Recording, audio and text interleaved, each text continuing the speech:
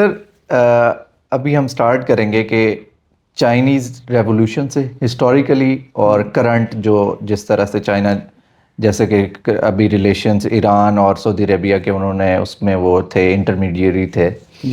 تو Chinese revolution کیسے start ہوا؟ چائنیز ریولوشن تو 1911 کے اندر شروع ہو گیا تھا اور 1911 سے لے کے 1949 تک یہ مسلسل ایک ریولوشنری پروسیس جو ہے وہ جاری تھا. اور اس کی مین وجہ یہ تھی کہ جو پچھلی اس سے صدی تھی 19 سینچری، اس میں چائنا بالکل ڈکلائن کر گیا تھا as a state and as a power, اور مختلف یورپین کلونیل پاورز نے اس کو ٹیک اوور کر لیا تھا. اس کے حصے ایک حصہ کسی نے کنٹرول کر لیا، ایک حصہ فرانس نے کر لیا، برٹن نے کر لیا، جرمنی بھی آ گیا، ایک پوائنٹ پہ امریکہ بھی بیٹھا ہوا تھا، جاپان نے بھی ٹیک اوور کر لیا. جو سیریا کا حال ہے. نہیں، سیریا کا اب اس طرح سے حال تو نہیں جس طرح چین کا اس سے بھی برا حال تھا، اندازہ کریں. ہاں، اور کیونکہ بہت بڑا ملک ہے اور اس کے حصے جو ہے نا وہ ٹیک اوور کر لیے تھے، اور انہوں نے اپنے ساتھ چائنا کے بڑے بڑے وار لارڈز ملا لیے تھے جن کی مدد سے وہ رول کرتے تھے. تو ڈاکٹر سن یت سین نے پھر یہ کوشش کی کہ چائنا کو یونائٹ کیا جائے اور یہ جو وار لارڈزم ہے اور جو بڑی بڑے جاگیردار ہیں ان کو ختم کیا جائے. اس سلسلے میں انہوں نے ویسٹ سے بھی اسسٹنس مانگی اور انہوں نے سوویت یونین سے بھی اسسٹنس مانگی، اور سوویت یونین نے ان کو اسسٹنس پرووائڈ کرنے کا فیصلہ کر دیا کہ ہاں ہم اس کو سپورٹ کریں گے، یہ ایک اچھا کاز ہے. تو انہوں نے یہ کہا کہ ساتھ ایک چھوٹی سی کمیونسٹ پارٹی بنی ہے، وہ بھی آپ اپنے ساتھ لے کے آگے بڑھیں. تو پھر اس سلسلے میں انہوں نے ناردرن ایکسپیڈیشن شروع کی 20s کے اندر. وہ بڑی کامیاب رہی اور انہوں نے لینڈ لارڈز کو ڈیفیٹ کرنا شروع کیا. مگر 28 میں جا کے کمیونسٹ پارٹی اور جو نیشنلسٹ پارٹی تھی، جو سن یت سین کی پارٹی تھی، سن یت سین صاحب کی وفات ہو چکی تھی، تو ان کی جگہ چینگ کائی شیک نے اقتدار حاصل کر لیا تھا. تو 28 کے اندر شنگھائی میسیکر ہوا جس میں نیشنلسٹوں نے کمیونسٹوں کو مارا. جب مارا تو کمیونسٹ پھر مجبور ہوئے کہ وہ شہر چھوڑ کے جو ہے نا پنڈوں کے اندر نکل جائیں. تو اس میں ماؤ زیڈونگ بھی اس پورے پروسیس میں شامل تھے، اور آئی تھنک ویری نیئرلی وہ ان کی جان بچ گئی، ادروائز وہ بھی اس میسیکر میں اڑ جاتے ہیں. تو ماؤ نے پھر بڑی انٹیلیجنٹلی جو ہے، شروع میں تو ماؤ کی قیادت بھی نہیں تھی، اور لوگوں کی قیادت تھی، اور ارلی 30s میں جا کے غالباً 33 میں سو پارٹی نے پھر ماؤ کو اپنا چیئرمین بنایا. کیونکہ ماؤ کی جو اس وقت ابیلٹی تھی وہ یہ تھی کہ وہ جو گوریلا وار چل رہی تھی اس کا بڑا ماسٹر ٹیکٹیشین ثابت ہوا ماؤ. ہاں ڈیفینیٹلی. تو جو چائنیز کمیونسٹ پارٹی کی پوری اسٹریٹجی تھی اس وقت وہ وہی تھی کہ جو ڈاکٹر سن یت سین نے ریولوشن شروع کیا اس کو کمپلیٹ کرنا ہے ہم نے. اور ان کا انالیسس یہ تھا کہ چینگ کائی شیک نے ایک حد تک کامیابی حاصل کر لی ہے، اب وہ آ کے رک گیا ہے اور مزید وہ لینڈڈ کلاس کے خلاف اب کوئی ایکشن نہیں لینا چاہتا. تو وہ انہوں نے پھر لینڈ ریفارمز چائنیز کمیونسٹ نے شروع کیا. یہ اتنی پاورفل ایک چیز تھی کہ ملینز آف غریب پیزنٹس، جو غریب کسان تھے، ہمارے یہاں ان کو مزارع کہا جاتا ہے، انہوں نے پھر چائنیز کمیونسٹ پارٹی کو سپورٹ کرنا شروع کر دیا. یہ نہیں کہ وہ سارے جانتے تھے کہ مارکس نے کیا لکھا ہے، اینگلز نے کیا لکھا ہے، لینن نے کیا کہا ہے، مگر یہ کہ وہ یہ کہتے تھے کہ یہ پرو غریب ایک پارٹی ہے، غریبوں کی خدمت کرتے ہیں اور ہمارے وقت کے جو بڑے بڑے جاگیردار ہیں ان کے خلاف ہے. اس بات کو سمجھنا بہت ضروری ہے کہ چائنا کی جو ڈکلائن ہے اس کی وجہ ہی یہ سسٹم تھا جس کو میں جاگیرداری نظام بول رہا ہوں بار بار. وہ بالکل اوسیفائی ہو چکا تھا، بالکل پرانا ہو چکا تھا، بالکل ہی اس میں کوئی کیپیسٹی نہیں تھی کہ وہ چائنیز سویلائزیشن کو آگے لے جا سکے. تو بہرحال پھر اس پیریڈ کے اندر ماؤ نے قیادت سنبھالی. یہ لانگ مارچ ہوئی، اس کے بعد ماؤ نے قیادت سنبھالی اور بڑے انٹیلیجنٹ طریقے سے اس نے جو ہے وہ منور کرنا شروع کیا. اور کئی 5 بڑے انسرکلمنٹ کیمپینز ہوئے، مگر اس میں سے وہ کمیونسٹ بچ کے نکل آتے تھے. کس طرح سے نکل کے آتے تھے وہ بھی بڑی دلچسپ قسم کی داستان ہے، کسی اور وقت سناؤں گا. مگر پھر یہ ہوا کہ جاپان نے نارتھ چائنا کو ٹیک اوور کرنا شروع کر دیا، اور دس از ان مڈ 30s. تو اور جاپان ایک امپیریل پاور بن چکا تھا. آپ کو پتہ ہے انہوں نے نارتھ چائنا کو بھی ٹیک اوور کیا، کوریا کو بھی کیا، برما کو بھی کیا، ویتنام کو بھی کیا، ایسٹ ایشیا کے اندر وہ پھیل رہے تھے. تو پھر کمیونسٹ پارٹی آف چائنا نے یہ کال ایشو کی کہ ہمیں ایک یونائٹڈ فرنٹ بنانا چاہیے جاپان کے خلاف. تو وہ چینگ کائی شیک اس پہ ریلکٹنٹ تھے، مگر پھر کسی طرح ایک بڑا فیمس واقعہ جان شولیان کا کہ انہوں نے چینگ کائی شیک کو کڈنیپ کر لیا، جو چینگ کائی شیک کا اپنا رائٹ ہینڈ مین تھا. اسی نے ہاں kidnap کر لیا. اس نے کڈنیپ کر لیا. اس نے کہا کہ ملو تو صحیح ایک دفعہ کمیونسٹوں سے. پھر ملاقات ہوئی چون لائے وغیرہ سے، پھر طے ہو گیا کہ ہم آپس میں نہیں لڑیں گے، جاپان کے خلاف پہلے لڑیں گے. پھر جاپان کے خلاف لڑائی چلتی رہی ٹل 1945. فائنلی جب یہ ورلڈ وار 2 ہے ساری، فائنلی جب امریکہ نے وہ بم گرایا ہیروشیما ناگاساکی 2 شہروں پہ، تو جاپان نے سرنڈر کر دیا. وہ خاموش ہو گئے. ہاں وہ سرنڈر اس لیے، وہ بم بھی اس لیے گرایا تھا کیونکہ سوویت یونین تیاری کر رہا تھا جاپانیز انویژن کی. تو امریکنز نے کہا بم گرا دیں گے تو جاپانیز سرنڈر ہمارے پاس آ جائے گا. تو امریکن ٹروپس جاپان میں آ گئے، پھر کوریا میں بھی گئے 50 میں، مگر بہرحال یہاں آ گئے. تو جاپان نے جب سرنڈر کر دیا تو اب 45 کے بعد شروع میں تو تھوڑی دیر امن رہا، مگر پھر اس کے بعد سول وار دوبارہ شروع ہو گئی جو کمیونسٹ اور نیشنلسٹ کے درمیان تھی. وہ 4 سال چلی، اور اکتوبر 1949 میں 1 اکتوبر 1949 تک کمیونسٹ کو ڈیسائسو وکٹری ہو گئی. اور جو نیشنلسٹ تھے چینگ کائی شیک وغیرہ، وہ پھر چائنا کے ایک جزیرے پہ چلے گئے. وہ چین کا ہی جزیرہ تھا جس کا نام ہے تائیوان. ہاں جہاں پہ پھر انہوں نے چائنا کی گورنمنٹ ہی قائم رکھی مگر آن دی آئلینڈ. پھر ماؤ نے، کیونکہ ان کے پاس کوئی نیوی ایز سچ نہیں تھی، تو انہوں نے چائنیز کمیونسٹ نے یہ سوچا کہ ادھر ہمارا جانا تھوڑا مشکل ہوگا اور جیتنا بھی شاید مشکل ہوگا. تو وہ مین لائن پہ انہوں نے اپنی حکومت بنا لی. اور مگر ویسٹ نے ان کو ایز اے گورنمنٹ تسلیم نہیں کیا for many years. United nations میں تائیوان کی جو حکومت تھی وہ چائنا کی سیٹ پر بیٹھتی تھی یونائٹڈ نیشنز میں. پھر آئی تھنک ارلی یا مڈ 70s میں جا کے فائنلی چائنا کو اپنی سیٹ ملی یونائٹڈ نیشنز میں. یہ مختصر تاریخ ہے. تو موٹا موٹا حساب یہ ہے کہ چائنیز کس طرح اس پوری تاریخ کو دیکھتے ہیں. وہ یہ دیکھتے ہیں کہ 19th سینچری کا انہوں نے نام دیا ہوا دا سینچری آف ہیوملیشن، کہ جب ہم بالکل ہیوملیٹ ہو گئے، ہماری تباہی ہوئی ہمیں. یہ وہ پیریڈ تھا سینچری آف ہیوملیشن جب برٹن نے 2 جنگیں کی چین کے خلاف. اور وہ جنگیں اس وجہ سے تھیں کہ برٹن جو ہے، جو انڈیا کے اندر اوپیم بنا رہا تھا، وہ چین کے اندر بیچنا چاہتا تھا. اور بادشاہ نے جب منع کرنے کی کوشش کی تو برٹن نے ان پہ حملہ کر دیا کہ ہم افیم بیچیں گے یہاں پہ.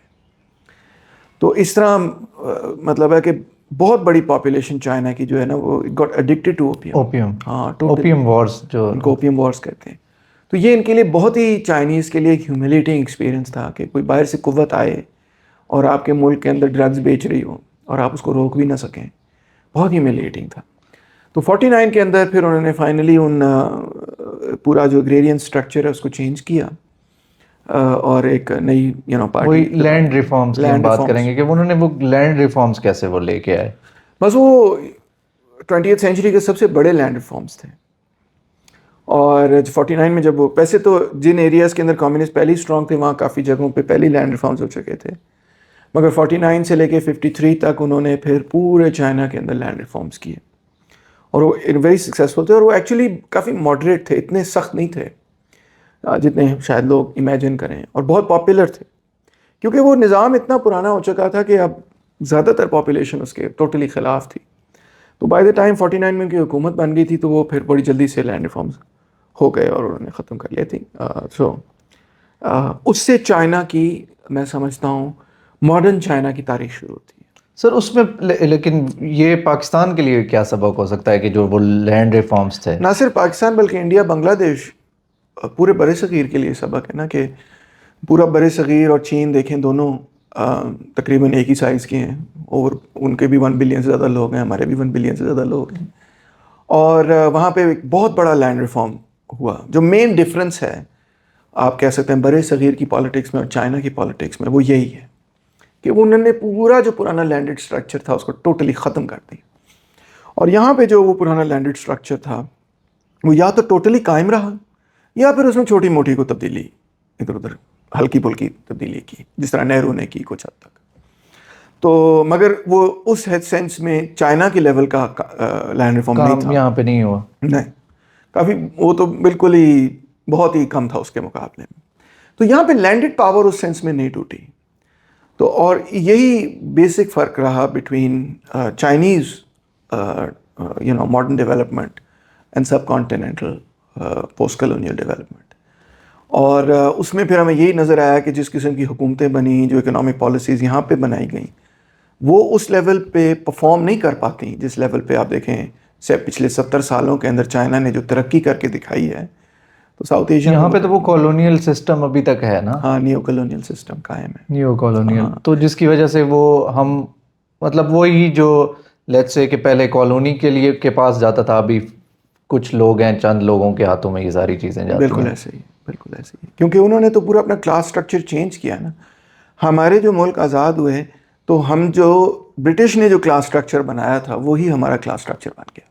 یہ دو بہت فرق چیزیں ہیں, بہت ہی فرق چیزیں ہیں کہ یہاں پہ جو کلونیل سسٹم تھا اس نے جو طبقاتی نظام بنایا وہ ہی آج تک چل رہا ہے, اور وہاں پہ جو کلونیل سسٹم نظام بنانے کی کوشش کر رہا تھا اس کو وہاں کی عوام نے توڑ دیا. یہ فرق. سر ماؤ کی اگر ویسے تو ساری کی ساری ان کی اسٹرگل تھی جب انہوں نے نیشنلسٹ کو پہلے ساتھ ملایا, آپ نے بتایا, تو اس کے بعد لیکن اور وہ گوریلا وارفیئر میں بھی ایکسپرٹ تھے. تو اگر 4 ہم صرف ان کی مین اچیومنٹس دیکھیں تو وہ کیا تھیں؟ آئی تھنک سب سے پہلی اور سب سے بڑی اچیومنٹ تو یہ تھی کہ انہوں نے چائنا کو یونائٹ کیا. اس سے پہلے ایون کومنتانگ کی جو حکومت تھی وہ ایک علاقے میں نینکنگ وغیرہ میں تھی, مگر آل اوور چائنا نہیں تھی. تو اور یہ ایک ہسٹورک اچیومنٹ ہے جو چائنیز خود کہتے ہیں کہ پورے کے پورے چین کو کے اوپر دوبارہ سے اس کا اکٹھا ہونا اور ایک ایڈمنسٹریٹو اسٹرکچر کے نیچے اکٹھا ہونا, یہ بہت بڑی اچیومنٹ تھی. سیکنڈ میرا خیال ہے ماؤ کی اچیومنٹ یہ تھی کہ اس پورے یونائٹڈ چائنا کو بنانے میں ہی اور اس کے طبقاتی نظام کو تبدیل کرنے میں اس کا اہم کردار تھا. کہ وہ جو پرانا جس کو ہم فیوڈلزم کہتے ہیں, میں اس کو فیوڈلزم نہیں کہتا, مگر جو پرانا جاگیردارانہ قسم کا نظام تھا, ایزیاٹک موڈ آف پروڈکشن تھا, وہ ختم ہو گیا. آپ اس کو کیا کہتے ہیں؟ ایزیاٹک موڈ آف پروڈکشن. ایزیاٹک. ہاں, ایزیاٹک. فیوڈلزم سے کیسے ڈفرینٹ ہے؟ فیوڈلزم سے اس طرح ڈفرینٹ ہے کہ فیوڈلزم جو ہے نا وہ رینٹ بیسڈ اکانومی ہوتی ہے. اس کے اندر جو لینڈ ہوتی ہے وہ لینڈ جو ہے وہ فیوڈل لارڈ کی ملکیت ہوتی ہے, اور جو سرفس وہاں پہ کام کرتے ہیں وہ رینٹ ادا کرتے ہیں فیوڈل لارڈ کو. ٹھیک ہے. جبکہ جو ایزیاٹک موڈ آف پروڈکشن ہے یا جاگیرداری نظام ہے جو کہ ملتے جلتے ہیں ایک دوسرے کا, یہی ہے جاگیرداری. یہاں پہ ایزیاٹک موڈ آف پروڈکشن کا نام جاگیرداری ہے. تو یہاں پہ ٹریبیوٹ پے کرتا ہے ولیج ٹو دا کنگ, جس کو ہم جاگیردار کلیکٹ کرتا ہے اور پھر استعمال کرتا ہے اپنی چیزوں کے لیے. مگر لینڈ ایسا جاگیردار کی پراپرٹی نہیں ہوتی. لینڈ جو ہے وہ یا بادشاہ کی پراپرٹی سمجھی جاتی ہے یا اوور آل پرائیویٹ پراپرٹی نہیں سمجھی جاتی. یہ ایک بہت بڑا ڈفرینس ہے between feudalism and the Asiatic mode of production. تو خیر, تو یہ سیکنڈ میرا خیال ہے اس کی بہت بڑی اچیومنٹ تھی. تھرڈ اچیومنٹ میرا خیال ہے یہ تھی کہ جو افیم سے پھر اس نے لوگوں کو نکالا بہت بڑے پیمانے پر. چائنا نے یہ فیصلہ کیا کہ اس کو ہم نے ختم کرنا ہے اور لوگوں کو ریہیبیٹیلیٹ کرنا ہے. That was a very big task. اور میرے پاس اب اعداد و شمار ذہن میں نہیں, مگر میرا خیال ہے کہ 40 لاکھ تک بندہ جو ہے وہ ایڈکٹڈ تھا to opium. Huge numbers of people. تو وہ ختم سارا سلسلہ کیا. پھر یہ کہ چوتھی بڑی اچیومنٹ یہ ہے کہ ایک جو پورے چائنا کی جو کلچر تھی اور جو چائنا کا جو پرانا کلچر تھا جس میں کہ ایک ماڈرن سوچ نہیں تھی, اس سینس میں پرانی قسم کی سوچ تھی, وہ ساری کی ساری تبدیل کی اس نے. اور چائنیز پبلک کے اندر ایک نئی قسم کی اویئرنیس, سیلف اویئرنیس پیدا کی, جس میں ان کی اورینٹیشن اب اسی طرف تھی کہ how are we going to build society, how are we going to build China, what do we need to do to build China. تو آئی تھنک یہ جو کلچرل تبدیلی تھی, جو انٹلیکچوئل تبدیلی تھی, یہ بھی ایک بہت بڑی اچیومنٹ تھی. اس میں ایک اور اچیومنٹ بھی شامل کروں گا کہ خواتین کو آزاد کیا بہت بڑے پیمانے پر. جو عورتوں اور مردوں کے درمیان تعلقات تھے اس سوسائٹی کے اندر, اس میں عورت کو تو کچھ سمجھا ہی نہیں جاتا تھا. اور آپ کو پتہ چائنا کے اندر ایک بہت بڑی پریکٹس تھی جس کو کہتے ہیں فٹ بائنڈنگ. اس میں ایک بچی کے جو پیر کے ان کی انگلیاں ہوتی ہیں ان کو توڑ دیا جاتا تھا, اور توڑنے کے اس کے ہڈیاں توڑ دی جاتی تھیں, اور ہڈیاں توڑنے کے بعد ان کو یوں بینڈ کر دیا جاتا تھا, توڑ کے بینڈ کر دیا جاتا تھا, اور وہ اس پر جوتا پہنا دیا جاتا تھا. کیوں؟ تاکہ ان کے پیر چھوٹے ہو جائیں, اتنے چھوٹے چھوٹے پیر ہو جائیں. اچھا. اور اس کو سمجھا جاتا تھا کہ یہ بڑی خوبصورت ہے کہ اتنے چھوٹے سے پیر ہیں. اگر کوئی عورت اور اس کے بڑے پیر ہوں کہتے تھے یہ بڑی بدصورت ہے, اتنے بڑے بڑے پیر ہیں. تو اس لیے وہ ان کے بچیوں کے پیر توڑ دیتے تھے. آپ اندازہ کر سکتے ہیں کہ ان کے ہڈیاں توڑ کے ہڈی یہ جو انگلیاں ہیں ان کو یوں توڑ کے یوں اندر کر دیتے تھے. ون وے یہ ریپریشن کا ایک.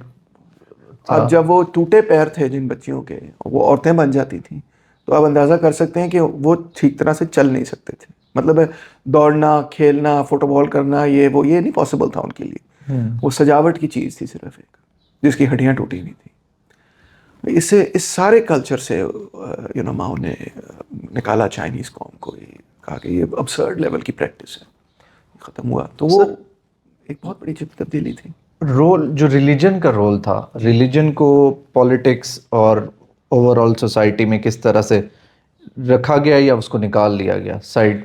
لیکن چائنا ایک حوالے سے بڑا ڈفرینٹ ہے کہ جو کنفیوشنزم ہے اس کو پتہ نہیں آپ ریلیجن مانتے یا نہیں مانتے. بہت سارے لوگ اس کو فلسفی مانتے ہیں, ریلیجن نہیں مانتے. فلسفی کہا جاتا ہے ہاں کنفیوشس.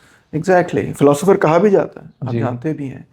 تو اور بدھزم بھی حالانکہ وہاں پہ بدھزم کی شکل کچھ اور تھی, مگر بہرحال بدھزم بھی to a very large extent ایک فلسفہ مانا جاتا ہے رادر دین ریلیجن. کچھ لوگ اس کو ریلیجن ہی مانتے ہیں, مگر بہت سارے لوگ اس کو ایز اے فلسفی بھی ٹریٹ کرتے ہیں. تو آپ یہ کہہ سکتے ہیں کہ چائنا کی تھاٹ پروسیس میں ایک فلسافیکل چینج ماؤ نے انٹروڈیوس کیا کہ ہم نے صرف کنفیوشنزم کو نہیں دیکھنا, وہ بھی ہماری ہیریٹیج کا حصہ ہے, مگر یہ کہ ہمیں اب ایک ماڈرن سوچ ڈیولپ کرنی ہے. اور وہ obviously اس وقت تو بنیاد رکھتی تھی اور ابھی بھی بنیاد رکھتی ہے, اس کی جو فاؤنڈیشن تھی وہ تھی ہسٹوریکل مٹیریلزم, کہ ہم نے سائنٹیفک انالیسس کرنا ہے ہر چیز کا اور اس کی بنیاد پہ سوسائٹی کو ڈیولپ کرنا ہے. اور میں سمجھتا ہوں کہ اس پیریڈ آف ہسٹری کے اندر جب تک سوسائٹی سائنٹیفک انالیسس کو نہیں گراسپ کریں گی, چیزوں کو سائنسی طریقے سے نہیں دیکھیں گی, نہ صرف قدرت کو تو ہم سائنسی طریقے سے دیکھنے کے لیے تیار ہیں. ہم کہتے ہیں ٹھیک ہے, اگر فزکس پڑھنی ہے تو یہ اس کے اصول ہے, کیمسٹری پڑھنی تو وہ اس کے اصول, مگر سائنس کے اصولوں کا اطلاق ہم اب سماج پہ یا تاریخ پہ یا پولیٹکس پہ کرنے کے لیے تیار نہیں ہیں. جب وہاں پہ بات آتی ہے تو ہم کہتے ہیں نہیں, یہ سائنس کے پرنسپلز, میتھڈالوجی کو ہم نے اس مقصد کے لیے یوز نہیں کرنا کہ ہم ہسٹری کو سمجھیں, ہم سوسائٹی کو سمجھیں, ہم پولیٹکس کو سمجھیں, ہم اکانومی کو سمجھیں. اس میں ہماری اپروچ ڈفرینٹ ہوتی ہے. ہماری سے مطلب یہ اکثریت کی میں بات کر رہا ہوں. تو وہ سارا ماؤ نے چینج کر دیا. ایک اس نے جو مین چیز انٹروڈیوس کی, چھوٹی چھوٹی ڈیٹیلز میں تو بندہ صحیح ہو سکتا ہے, غلط ہو سکتا ہے, مگر جو مین چیز تھی کہ Chinese civilisation as a whole کو فلسافکلی ایک سائنٹیفک پوائنٹ آف ویو کے ساتھ جوڑا اس پورے انقلاب نے. صرف ماؤ نے نہیں, سب نے. ماؤ تو اس چیز کو ہیڈ کر رہا تھا, مگر یہ ماؤ نے اکیلے تو نہیں کام کیا. مطلب وہ جو پورا انقلاب ہوا نا, اس سے جو اورینٹیشن تھی اس سویلائزیشن کی وہ چینج ہو گئی, اور سائنس کی طرف ان کی بڑی اسٹرانگلی توجہ ہوئی. اور سوسائٹی کی ڈیولپمنٹ کرنی ہے, پروڈکٹیو فورسز, اکانومی کی ڈیولپمنٹ کرنی ہے. they were obsessed with that and have been for the last 70 years کہ ہم نے سوسائٹی کو ڈیولپ. یہ بہت شارٹ ٹائم نے سر انہوں نے ایجوکیشن میں جتنا کام کیا. ایبسلیوٹلی. میں ایک اور ایگزامپل آپ کو دیتا ہوں کہ جب ماؤ نے اقتدار سنبھالا تو لٹریسی ریٹ 20% تھا. 50s میں 20%. ایگزیکٹلی 50s کے اندر 20% تھا. اور جب ماؤ کی وفات ہوئی تو ان لٹریسی ریٹ 20% تھا. یعنی کہ پہلے 80% لوگ جو تھے وہ لکھ پڑھ نہیں سکتے تھے, اور جب ماؤ کی وفات ہوئی تو 80% لوگ لکھ پڑھ سکتے تھے. پھر دوسری ایک اچیومنٹ یہ تھی کہ جو لائف ایکسپیکٹنسی تھی چائنیز لوگوں کی وہ ڈبل ہو گئی. وہ کہاں 40 کے قریب ہوتی تھی, وہ 70-80 کے قریب پہنچ گئی. یعنی کہ ایوریج لائف ایکسپیکٹنسی 40 سال ہوتی تھی چائنیز لوگوں کی. اندازہ کریں اتنی بیماریاں, اتنی مطلب فیمنز اور بیماریاں, اور بچے مر جاتے تھے and so on. It was terrible. China اتنا غریب ملک تھا کہ جس طرح ایتھوپیا کی امیج ہے نا آپ کے ذہن میں, یا سب سہارن افریقہ کی امیج ہے نا, اس زمانے میں چائنا ایسا ہوتا تھا. ہاں, اس کے انگریزی میں کہاوت ہوتی تھی, he doesn't have a China man's chance. اس کا مطلب یہ ہوتا تھا کہ یہ تو ایسے جیسے چینی اتنا بیڈ لک ہے اس کے ساتھ. سوچیں, چائنیز کو سمجھتے تھے کہ ان کے ساتھ بیڈ لک ہے. 10 سالوں میں سے 3-4 سال تو فیمن چلتی رہتی تھی. بہت ایکسٹریملی برے حالات ہوتے تھے. ہم آج اندازہ نہیں کر سکتے جب ہم آج کے چائنا کو دیکھتے ہیں, اور اس پیریڈ کے چائنا کے کچھ آپ دیکھ سکتے ہیں کہ ارلی 20th سینچری کی فوٹوگرافس وغیرہ اویلیبل ہیں بہت ساری, فیمنس کی اور چائنیز ورکنگ کنڈیشنز کی اور عوام کی. آپ دیکھیں گے, آپ کانوں کو ہاتھ لگا لیں گے, آپ کہیں گے یار یہ تو لگ رہا ہے جیسے کوئی پتہ نہیں 5th سینچری کی کوئی کہانی ہے، مگر it was just the last century. بہت برا حال تھا. تو وہ سارا کچھ ٹرانسفارم ہوا. لائف ایکسپیکٹنسی نے اس طرح جمپ مارا، اور کیا نام ہے، with in mouse lifetime. تو it was a huge jump. Sir specifically اس میں کیا چینجز لے کے آئے جو ایجوکیشن تھا؟ بس انہوں نے یہ کہا کہ ہم نے سب کو پڑھانا ہے، سیدھی سی بات. ہاں انہوں نے ٹاسک لیا کہ ہم نے سب کو پڑھانا ہے. پھر انہوں نے اسٹوڈنٹ سے یہ کہا، آپ جیسے قائد اعظم یونیورسٹی سے پڑھے ہیں تو ہاں، تو وہ اسٹوڈنٹس کو یہ کہتے تھے کہ گریجویٹ کرنے کے لیے آپ نے 1 سال جو ہے نا پنڈوں میں لگانا ہے. اور ڈاکٹرز کو یہ کہتے تھے، ینگ ڈاکٹرز کو، کہ اگر آپ نے ڈاکٹر بننا ہے تو 1 سال آپ نے پنڈوں میں لگانا ہے. اس کو بیئر فوٹ ڈاکٹر اسکیم کہا کرتے تھے. تو ہنڈریڈز آف تھاؤزنڈ نہیں بلکہ ملین سے اوپر لوگ، ینگ لوگ جو پڑھ لکھ جاتے تھے کسی یونیورسٹی سے گریجویٹ کرنے سے پہلے، وہ پنڈوں میں جا کے لوگوں کو پڑھایا کرتے تھے، اور مفت. کوئی پیسہ پوسا نہیں تھا ان کی، لالچ نہیں تھی ان کو. یہ ایک ریولوشنری قسم کا فرور تھا کہ ہم نے چائنا کو بلڈ اپ کرنا ہے دوبارہ سے. اس قسم کے میس لیول کے کیمپینز آرگنائز کیے کہ ہیلتھ کیئر کو امپروو کرنا ہے، ہیلتھ انفراسٹرکچر کو امپروو کرنا ہے. جس طرح بیسک ہیلتھ یونٹس بنانے ہیں، بیئر فٹ ڈاکٹرز کرنے ہیں، پنڈوں میں پڑھے لکھے لوگ، نوجوانوں کو بھیجنا ہے کہ وہ جا کے پنڈوں کو پڑھائیں، پنڈوں میں لوگوں کو پڑھائیں. ہیوج. اور یہ اسکیل نہیں آپ اندازہ کر سکتے، ملینز آف لوگ اس طرح جا کے یہ کر رہے تھے مختلف کام. تو انہوں نے جب فیصلہ کر لیا کہ یہ ہماری ہائیسٹ پرائیورٹی ہے کہ ہم نے 100% لٹریسی حاصل کرنی ہے with in the next 20-30 years, تو پھر انہوں نے اس پہ محنت کی. اس میں انہوں نے ریسورسز ایلوکیٹ کی. ان کے لیے ہائی پرائیورٹی چیز تھی. ہمارے لیے ہائی پرائیورٹی نہیں ہے، ہمارے لیے بہت لو پرائیورٹی ہے. تو اس سے وہ پوری سوسائٹی ٹرانسفارم ہو گئی ود ان اے جنریشن. وہ سوسائٹی جو لکھ پڑھ نہیں سکتی تھی، وہ ان کے جو بچے پیدا ہوئے وہ تقریباً سارے لکھ پڑھ سکتے تھے. بہت بہت بڑی اچیومنٹ تھی. سر ہم اگر اسی چیز کو ہم یہاں پہ کیوں نہیں اپلائی کر سکتے کہ اتنے میس لیول پہ ایجوکیشن ہمارا؟ وہ اپلائی کرنے کو تو کہیں پہ بھی اپلائی ہو سکتا ہے اگر اس کے لیے پولیٹیکل ول ہو. تو میں نے کہا نا کہ ہمارے برِ صغیر میں تو وہی جو پرانا جاگیردار طبقہ ہے وہی سیاسی پارٹیوں پہ ڈومینیٹ کرتا رہا. ابھی بھی آپ دیکھیں جس کو آپ الیکٹیبلز کہتے ہیں، وہ ایک پارٹی میں ہوتے ہیں تو وہ پارٹی جو سی پارٹی اٹھ رہی ہوتی ہے اس پارٹی میں وہ چلے جاتے ہیں، جس پارٹی میں وہ چلے جاتے ہیں وہی پارٹی اٹھ بھی جاتی ہے. تو اور وہ ہی الیکشن کامیاب کرتے ہیں یا فیل کراتے ہیں.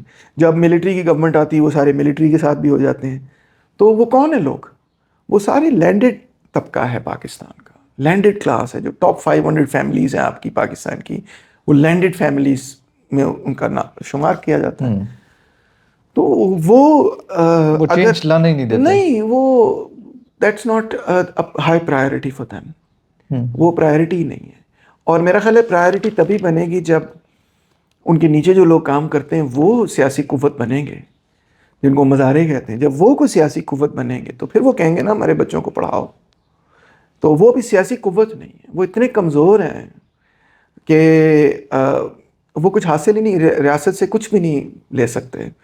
اگر وہ خود ہی ریاست بن جائیں تو پھر ہاں وہ اپنے بچوں کو پڑھائیں گے. تو چائنا میں اس وجہ سے ہوا کہ وہ جو پیزنٹری تھی نا وہ خود ہی ریاست بن گئی ایک طرح سے.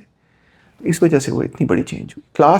جو کلاس ڈومینیٹ کر رہی تھی وہ ہٹ گئی. جو جاگیرداروں کی کلاس پولیٹیکلی ڈومینیٹ کر رہی تھی وہ ہٹ گئی. یہاں پہ ہے، وہاں پہ ختم ہو گئی. اور کون لوگ آ گئے اوپر؟ جو پہلے نیچے والا طبقہ تھا جو ان کے لیے کام کرتا تھا، وہ طبقہ جو ہے نا اقتدار میں آ گیا. Big change. لیکن ابھی جو ان کی کمیونسٹ پارٹی ہے سر، اس میں کیا وہی نیچے والا طبقہ آج بھی کمیونسٹ پارٹی میں بیٹھا ہوا ہے؟ بالکل. 90 ملین ممبر ہیں کمیونسٹ پارٹی کے. اور 90 ملین تو کئی ملک میں ہوتے ہیں. تو آئی تھنک اب 92 ملین ہے، I don't know the exact number. تو جہاں اتنی بڑی اور وہ ٹوٹلی ٹاپ ٹو باٹم ایک بڑی آرگنائزڈ قسم کی پارٹی. تو آپ خود اندازہ کر سکتے ہیں جس پارٹی کی اتنی بڑی ممبرشپ بیس ہو. اور دیکھیں ایک ہوتا ہے کہ آپ نے پارٹی کا آپ کہتے ہیں میں ممبر ہوں، مگر آپ زندہ باد مرد آباد کے نعروں کے علاوہ کچھ نہیں کر سکتے. ٹھیک ہے نا؟ آپ جلسے پہ جاتے ہیں مگر آپ اس سینس میں پرو پی ٹی آئی ہو سکتے ہیں کہ آپ ان کے جلسے میں جاتے ہیں. مگر پی ٹی آئی کا جو سٹرکچر ہے وہ دیہات لیول تک کوئی ان کا سٹرکچر نہیں ہے سچ کہ وہاں سے الیکٹ ہوتے جائیں لوگ، ویریس کمیٹیز ہوں محلے کے لیول پہ. مگر کمیونسٹ پارٹی آف چائنا کا ایک بہت ہی ایکسٹریملی انٹرکٹ سٹرکچر ہے جو پنڈ لیول تک پہنچتا ہے, وہ جو بنا ہے over the period of this revolutionary struggle. تو اور وہاں پہ الیکٹ ہوتے ہیں لوگ, اور پالیسی اوپر جاتی نیچے جاتی, تبھی تو اتنے بڑے ملک کی وہ گورننس کر رہے ہیں. لوگ اکثر جو ہے بس وہ پھوں کر دیتے ہیں کہ تو ہمیں فلانا ٹمکانا, مگر دیکھیں دنیا کے سب سے بڑے ملک کی governance basically communist party of China کر رہی ہے. اور جو ترقی ہو رہی ہے میں سمجھتا ہوں اس میں چائنیز سے اگر آپ پوچھیں تو وہ کہتے ہیں کہ یہ جو اسٹرکچر بنایا ہے نا ہم نے, جو کمیونسٹ پارٹی کا ایک اسٹرکچر ہے, یہ ہماری ریاست اور ہماری جو رینیسانس ہوئی ہے سوسائٹی کی, یہ اس کی ریڑھ کی ہڈی ہے. اس کے بغیر یہ سارا کچھ باقی پاسبل نہیں ہے, کیونکہ وہ پارٹی ہی ایک اور قسم کی پارٹی ہے. وہ اس طرح کی پارٹی نہیں ہے کہ ابھی تو پارٹی شروع ہوئی ہے والی پارٹی نہیں ہے. وہ والی پارٹی جو ختم ہو گئی ہے, جس نے ختم کر دیا. تو وہ وہ اس میں وہ کیپیسٹی ہے کہ وہ اگر پارٹی چاہے, ہائی کمانڈ فیصلہ کرے کہ جی ہم نے اب 4 لاکھ ڈاکٹرز فلانے ایریا میں بھیجنے کووڈ سے لڑنے کے لیے, تو ود ان 3 days وہ 4-4.5 لاکھ ڈاکٹر موبلائز کر کے بھجوا دیتے ہیں. آپ نے دیکھا نا انہوں نے کووڈ کے خلاف لڑائی لڑی, تو کیسے لڑی, اٹ واز انبلیویبل یار. انہوں نے 4.5 لاکھ ڈاکٹرز کو ود ان ڈیز موبلائز کر کے ٹرینوں پہ بٹھا کے اس علاقے میں بھیجا. اور کتنے بڑے ہاسپٹلز انہوں نے بلڈ کیے. ہاں 16 دن کے اندر وہ ہسپتال بنا لیتے تھے. تو یہ کیسے پاسبل ہے سارا کچھ؟ یہ اس مینس کہ ایڈمنسٹریٹیولی ان کے پاس ایک بہت ہی سوفسٹیکیٹڈ اسٹرکچر ہے جو بہت بڑے لیول پہ لوگوں کو, ٹیلنٹ کو, لیبر کو موبلائز کر سکتا ہے کسی بھی کام کے لیے. اور وہ صرف پیسوں کے لیے نہیں کر رہے, وہ واقعی بلیو کرتے ہیں کہ ہم نے چائنا نے جب کووڈ کو کنفرنٹ کیا تو وہ ایسے کنفرنٹ کیا جیسے وہ جنگ میں جا رہے ہیں. آپ نے I don't know Chinese media کو کچھ اسٹڈی کیا ہے نہیں, مطلب چائنیز میڈیا پہ ڈاکٹروں کی تصویریں لگی ہوئی ہیں اور ہیروز آف چائنا, اور یہ وہ اس نے اتنے لوگوں کو یہ کیا, اس نے اتنے لوگوں کو وہ کیا, ادھر پہنچ گیا, یہ ادھر بیچاری کووڈ ہو گیا, یہ مر گئی بیچاری, شہید ہو گئی. مطلب ایک طرح کے جس طرح وار ہیروز ہوتے ہیں ان کو وہ تھے, پریزنٹ کیا. ہاں پریزنٹ کیا, اور لوگوں نے بھی اس کو ایکسیپٹ کیا کہ یہ ہیں ہمارے ہیروز, کیونکہ they worked tremendously hard with a lot of sacrifice. یہ کیپیسٹی جو ہے کیسے ڈیولپ ہو جاتی ہے, تو یہ ان کی نیو کائنڈ آف آرگنائزیشن کی اور ایک بہت ہی ڈیٹیلڈ قسم کی آرگنائزیشن کے نتیجے میں ہے. اور اس آرگنائزیشن کو ایک کانفیڈنس ملتا ہے, پبلک کا اس آرگنائزیشنل اسٹرکچر پہ بہرحال ایک اعتماد ہے, کیونکہ اس آرگنائزیشنل اسٹرکچر نے ڈیلیور کیا بہت بڑے پیمانے پہ ڈیلیور کیا. 850 ملین لوگوں کو پاورٹی سے نکال دیا. کوئی مذاق سمجھتے ہیں آپ اس بات کو؟ It's remarkable. آپ کو پتہ ہے کس طرح انہوں نے کیا؟ یہ لوگ یہ کہانی نہیں جانتے. انہوں نے 2 ملین کارکنوں کو موبلائز کیا کہ جو علاقے آئیڈینٹیفائی کیے علاقے کہ کہاں پاورٹی ہے. پھر یقین کریں 20 لاکھ پارٹی کے کارکنوں کو انہوں نے موبلائز کیا کہ آپ نے ان ایریاز میں جانا ہے اور وہاں پہ جا کے آپ نے ان ایریاز کو پاورٹی سے نکالنا ہے. چاہے آپ کو وہاں کوئی بزنس شروع کرنی پڑے, آپ کو وہاں پہ کوئی ٹیکنالوجی کرنی پڑے, آپ کو ریل لائن لگانی پڑے, آپ کو سوئج ٹھیک کرنا پڑے, آپ کو پائپ لائن کرنی پڑے, وہ ریسورسز ہم پرووائڈ کریں گے, مگر آپ نے ان پنڈوں میں جا کے اس چیز کو چینج کرنا. وہ والنٹیئرز تھے, فل ٹائم ورکرز تھے, والنٹیئرز بھی تھے, فل ٹائم ورکرز بھی تھے, اور کئی لوگ اس پوری اسٹرگل کے اندر, کئی لوگ جو ہیں وہ اپنی جان وغیرہ کھو گئے, کوئی بیمار ہو گیا, کوئی ادھر چلا گیا, کوئی ادھر, مطلب اس میں سیکریفائسز تھیں اس قوم کی. اور پھر فائنلی جا کے انہوں نے کہا کہ جی ہم نے ایبسولوٹ پاورٹی ٹوٹلی ایلیمنیٹ کر دی ہے. کوئی سیاستدان پاکستان میں کھڑا ہو کے کہہ دے کہ ہم ایبسولوٹ پاورٹی ایلیمنیٹ کر دیں گے 5-10 سالوں میں, اور کر کے دکھا دے, پھر تو لوگ اس کو کیا کہیں گے؟ عمران خان کر دیں گے نا. نہیں, وہ تو پاورٹی تو بڑھ گئی تھی بیچارے عمران کے پیریڈ کے اندر, کیونکہ میرا خیال ہے پی ٹی آئی جو ہے وہ جو پاکستان کے مخصوص معاشی مسائل ہیں ان کو اس طرح سے نہیں دیکھ رہی ہے جس طرح سے میرے حساب میں ان کو دیکھنے کی ضرورت ہے, تو اس لیے وہ نہیں حل کر پائے. وہ کیسے دیکھ رہے ہیں؟ دیکھیں, جو مین اسٹریم پارٹیز ہیں پاکستان کی, چاہے وہ پیپلز پارٹی ہو یا پی ٹی آئی ہو یا پی ایم ایل این ہو یا فوج ہو, سب سے امپورٹنٹ پارٹی تو وہ ہے, ہاں سب سے تگڑی پارٹی تو وہی ہے نا. وہ ایک فریم ورک کے اندر رہ کے اس سارے معاملے کو دیکھنا چاہ رہے ہیں. وہ فریم ورک وہی ہے جو آئی ایم ایف نے بنایا ہے, اور یہ فریم ورک اب 70s سے آگے پوری دنیا میں ڈومینیٹ کر گیا. ان ملکوں میں جن ملکوں میں بیلنس آف پیمنٹ پرابلمس ہیں, ٹھیک ہے, کیونکہ جن ملکوں میں بیلنس آف پیمنٹ پرابلمس ہیں ان کو جانا پڑتا ہے آئی ایم ایف کے پاس. آئی ایم ایف سے جب آپ قرضہ لیتے ہیں تو وہ آپ کو کہتے ہیں کہ سبسڈیز ختم کر دیں, آپ نے بھی دیکھا ہوگا. وہ آپ کو کہتے ہیں بے شک نجکاری کر دیں. وہ آپ کو کہتے ہیں گورنمنٹ کے بجٹ کو بیلنس کر دیں. گورنمنٹ کے بجٹ کو بیلنس کا مطلب یہ تو نہیں ہے کہ آپ فوج کا بجٹ کم کر دیں گے, فوج تو اس کو قبول نہیں کرے گی, اور جو نیشنل اور انٹرنیشنل ڈیٹ آپ نے اوبلیگیشنز ہیں وہ بھی آپ کم نہیں کر سکتے. تو بجٹ بیلنس کا مطلب یہ ہے کہ جو ترقیاتی بجٹ ہے اس کو کم کر لیں, گورنمنٹ چھوٹی کریں, گورنمنٹ چھوٹی کر لیں, ایجوکیشن ہیلتھ کیئر ڈیولپمنٹ پہ کم خرچہ کر لیں. بس اس کے علاوہ آپشن, گورنمنٹ بھی چھوٹی نہیں ہو سکتی اس سے زیادہ, سچی بات یہ ہے, میں آپ کو سیدھی بات بتاؤں. چلیں چند پرکس وغیرہ کو آپ کٹ کر سکتے ہیں اور آپ کو کرنا چاہیے, مگر it's the 5th largest country in the world. یہ بھی تو نہ بھولیں نا کہ پاکستان 5واں سب سے بڑا ملک ہے دنیا کے اندر. کتنی چھوٹی حکومت بنا لیں گے آپ کو آفٹر آل ایک حکومتی اسٹرکچر چاہیے. سو یہ سارے مسائل ہیں. تو وہ اس فریم ورک میں رہتے ہیں. مجھ سے اگر آپ پوچھیں کہ پہلا قدم کیا ہے جو آپ کو اٹھانا پڑے گا اس سارے معاملے سے بچنے کے لیے, تو پہلا قدم تو یہ ہوگا کہ آپ کو جو فارن ایکسچینج جو آپ کا ختم ہو جاتا ہے, جو آپ کا ٹریڈ ڈیفیسٹ ہے, اس کو کنٹرول کرنا ہوگا. اب ٹریڈ ڈیفیسٹ کو کنٹرول کرنے کا ہمارے پاس طریقہ ایک ہوتا تھا, مگر وہ اب ہے نہیں. وہ یہ تھا کہ آپ ڈیوٹیاں لگا دیں, ٹیرف لگا دیں, ٹیکس لگا دیں امپورٹس پہ. وہ آپ لگا نہیں سکتے کیونکہ آپ WTO کے ممبر بن گئے تھے 95 میں. مگر آپ ایک اور طرح سے یہ معاملہ ٹھیک کر سکتے ہیں, اور وہ یہ ہے کہ آپ امپورٹ لائسنسنگ شروع کریں, لیٹر آف کریڈٹ جو ہے اس کو ریسٹرکٹ کریں. اکانومسٹ کو یہ بات بڑی بری لگے گی, مگر دیکھیں اگر آپ کی آمدنی ہے $50 بلین, بڑے لکی ہیں آپ کی آمدنی $50 بلین, $30 بلین تو آپ کے ورکر بھیج رہے ہیں. سرمایہ دار تو صرف $22 بلین کما رہا ہے. ایسے ہی ہے. ہاں, سرمایہ دار جو ایکسپورٹر ہے وہ تو $20-22 بلین کما رہا ہے.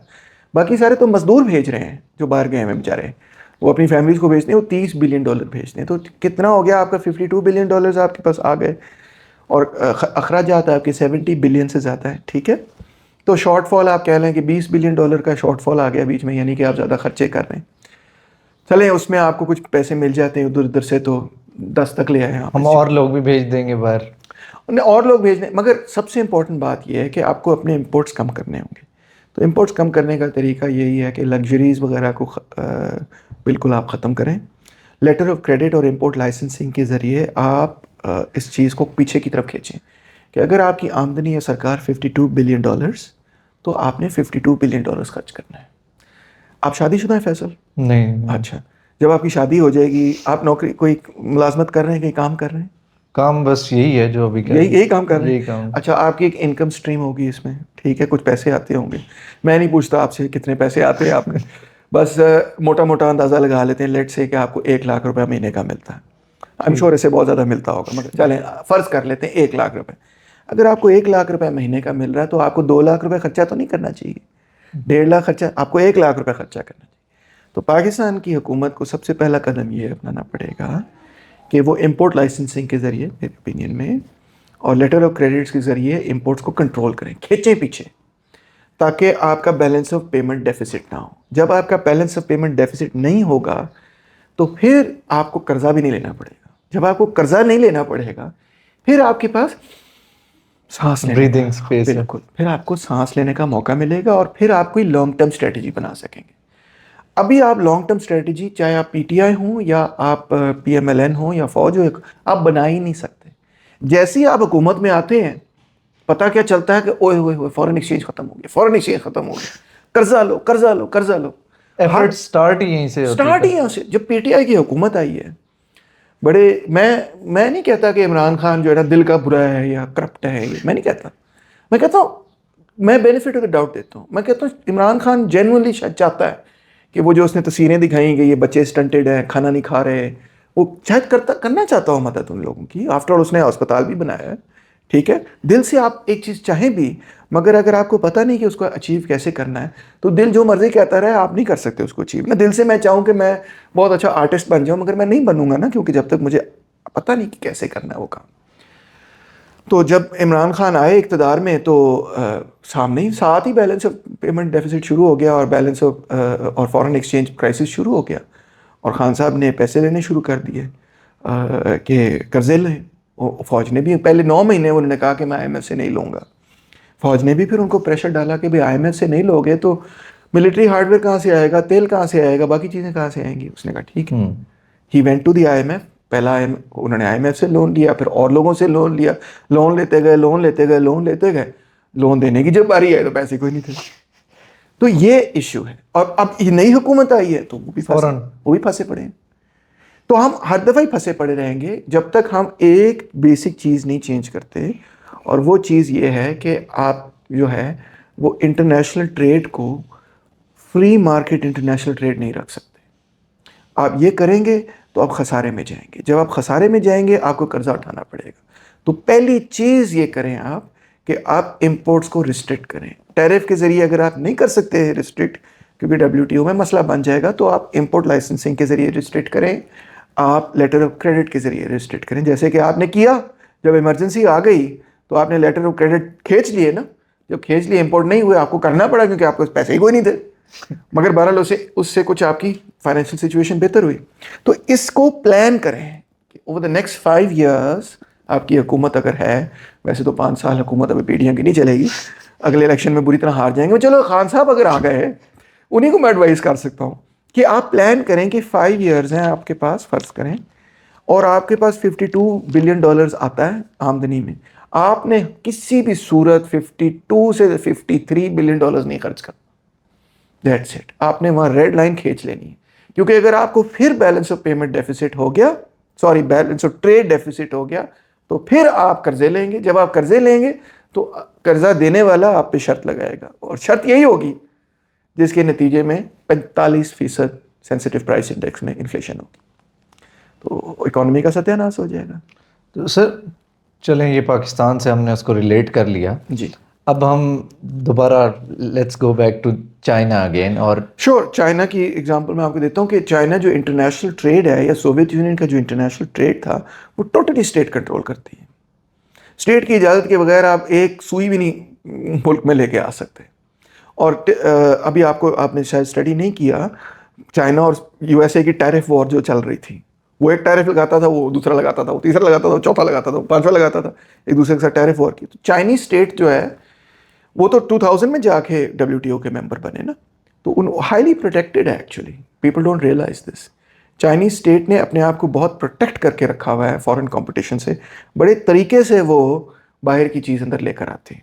اکثر وہ یہ کہتے ہیں کہ جو باہر کی چیز آئے گی, وہ جو باہر کا سرمایہ دار ہے وہ ہمارے پاس آئے, وہ چائنا میں آ کے وہ چیز بنائے اور ہمارے ساتھ جوائنٹ وینچر کرے.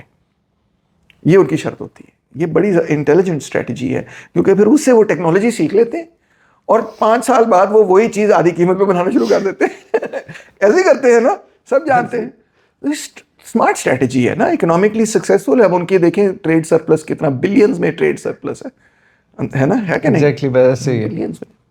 تو ہم بھی ایسے اسٹریٹجی بنائیں, فری مارکیٹ پہ نہ چھوڑیں. Government and state has to make a 5 year plan کہ ایکسپورٹس کیسے بوسٹ کرنے, امپورٹس کیسے کنسٹرین کرنے, تاکہ ہم بیلنس آف پیمنٹ کرائسس میں نہ پھنسیں, اور بیلنس آف ٹریڈ کرائسس میں نہ پھنسیں, اور پھر ہمیں بریدنگ اسپیس ملے باقی ساری پلاننگ کرنے کا. کیونکہ جو مقروض بندہ ہے اس کو باقی ساری پلاننگ کے کوئی بریدنگ اسپیس نہیں ملے گا, اور مقروض وہ بندہ ہوتا رہے گا جب وہ اپنی آمدنی سے زیادہ خرچے کرتا رہے گا. تو خرچے کنٹرول کریں گے تو مقروض نہیں ہوں گے. جب مقروض نہیں ہوں گے تو پھر کوئی بریدنگ اسپیس بنے گا اور کوئی نئی اپنی اسٹریٹجی بنا سکے. دیٹس مائی فرسٹ ہے. کوئی سینسیبل بات ہے اس میں؟ بنتی ہے نا. Yes, it makes sense. Economics department سے پوچھیں گے کہیں نہیں کرنا ہے, بڑا غلط آئیڈیا. جتنے اکانومسٹ ہیں وہ اس کے خلاف ہیں. فری مارکیٹ کی بات وہ کرتے ہیں. کہتے ہیں گورنمنٹ کنٹرول ہی نہ کرے. وہ پتہ کیا کہتے ہیں؟ وہ کہتے ہیں کہ روپیہ گر جائے, ڈالر چڑھ جائے, اس سے خود ہی کنٹرول ہو جائے گا. مگر مسئلہ یہ ہے کہ جب روپیہ گرتا ہے, ڈالر چڑھتا ہے, اسے ساری ڈیزل, پٹرول, گیس کی قیمتیں مہنگی ہو جاتی ہیں. جب وہ قیمتیں مہنگی ہوتی ہیں, ٹرانسپورٹ اور بجلی کی قیمتیں مہنگی ہو جاتی ہیں. جب وہ مہنگی ہو جاتی ہے, اوور آل انفلیشن, پوری اکانومی نہ صرف انفلیشن ہوتی ہے, اسٹیگفلیشن ہو جاتی ہے, گروتھ بھی ختم ہو جاتی ہے. اور پھر جو بین الاقوامی قرضے ہم نے ادا کرنے ہوتے ہیں وہ بھی بڑھ جاتے ہیں. اگر ڈالر ڈبل ہو جائے گا تو آپ نے جو قرضے ادا کرنے ڈالروں میں, وہ بھی آپ کے ڈبل ہو جائیں گے, ہے کہ نہیں؟ تو ان سب چیزوں کی وجہ سے میں سمجھتا ہوں کہ جو فری مارکیٹ سلوشن ہے وہ ٹھیک سلوشن نہیں ہے. بلکہ میں الٹ کہوں گا کہ آپ کو امپورٹس کو کھینچنا ہے امپورٹس کو. اور یہ پینفل ہے مگر اتنا پینفل نہیں جتنا یہ ہے جو ابھی ہمارے ساتھ ہو رہا ہے, کہ جس میں نہ اکانومی گرو کر رہی ہے, نہ مہنگائی ختم ہو رہی ہے, نہ بے روزگاری ختم ہو رہی ہے. یہ تو زیادہ پینفل ہے نا پھر. تو امپورٹس کو کنٹرول کریں. لیکن ایسا بھی تو ہوتا ہے نا سر کہ ایسے ٹائم پہ رینج روورس تو آ جاتی ہیں. بس یہی ہے نا مسئلہ. پھر یہ جو بڑے بڑے جاگیردار ہیں اور بڑے بڑے سرمایہ دار ہیں وہ اپنی چیزوں پہ کنٹرول, اپنے موج پہ کنٹرول نہیں کرنا چاہتے. انفیکٹ میں آپ کو سچی بات ہوں, رینج روورز اور پجیروز وغیرہ سے زیادہ اہم بات یہ ہے کہ ان کے بہت سارے بین الاقوامی جو بزنسز ہیں نا وہ امپیکٹ ہوتے ہیں. میں ایک ایگزامپل آپ کو دے سکتا ہوں کہ آپ کو پتہ ہے پاکستان $5 بلین کی کپاس امپورٹ کر رہا ہے. یس. اب کپاس ایک ایسی چیز ہے جو ہم خود گرو کر سکتے ہیں, مگر گورنمنٹ کی لیک آف پلاننگ کی وجہ سے وہ ساری زمین اس پہ گنا پروڈیوس ہو رہا ہے, کپاس پروڈیوس نہیں ہو رہی. سیڈ کوالٹی بھی نہیں ہے, وہ ڈیزیزز اس کی وجہ سے ہو جاتی ہیں. So get the seed quality. یہی آپ کا کام ہے نا. یو کین سیو $5 بلین آپ کے فوریکس میں بچ جائیں گے اگر آپ خود کپاس اگانا شروع کر دیں, سیڈز امپروو کریں وغیرہ وغیرہ سارا سلسلہ کریں, تو $5 بلین اسی سے بچ جائیں گے. اور بنگلہ دیش کو دیکھیں سر, سیکنڈ چائنا کے بعد وہ سب سے زیادہ ٹیکسٹائل میں ان کا بزنس ایکسپورٹ کا کافی بزنس ہے. That's true. ویتنام کا بھی بڑا بزنس ہے. That's also true. But anyway, سب سے پہلا قدم یہ ہے کہ امپورٹس کو کنٹرول کریں. تو وہ امپورٹس کو کنٹرول نہیں کرنا چاہتے. لگژری کموڈیٹیز کے حوالے سے اب انہوں نے کچھ ڈیوٹیاں شوٹیاں لگانی شروع کی ہیں, ٹیکسز لگانے شروع کی ہیں, مگر میں تو کہتا ہوں کہ ایک دفعہ کیپ لگا دیں. کیونکہ ایک بھی اگر آپ 25% ٹیکس بھی ادا کر رہے ہیں تو ہمارا جو امیر طبقہ ہے وہ 25%, 50%, 500% ٹیکس بھی دے دے گا. 200% بھی. ہاں 200%, 300% بھی گاڑی پہ ڈیوٹی دے دے گا گاڑی باہر سے منگوانے کے لیے. مگر ملک تو پھر بھی وہ فوریکس لوز کر جائے گا نا. تو ہمارے فائدے میں پھر بھی نہیں ہے. ایون آپ نے ٹیکس دیا اور حکومت کے پاس کچھ پیسے آ گئے, مگر وہ پیسے اتنے اہم نہیں تھے حکومت کے لیے جتنے وہ ڈالر اہم تھے جو باہر گئے. ایگزیکٹلی. کیونکہ وہ ڈالروں کی وجہ سے ہمیں پھر قرضہ مانگنا پڑتا ہے, ادروائز ہمارا بزنس نہیں چلتا. تو ایک بھی ڈالر جو اس لگژری کموڈیٹی پہ خرچ ہو رہا ہے وہ ایک بھی نہیں جانا چاہیے میرے حساب میں. بالکل اس پہ جو ہے نا لگژری کموڈیٹیز پہ تو ٹوٹل بین ہونا چاہیے.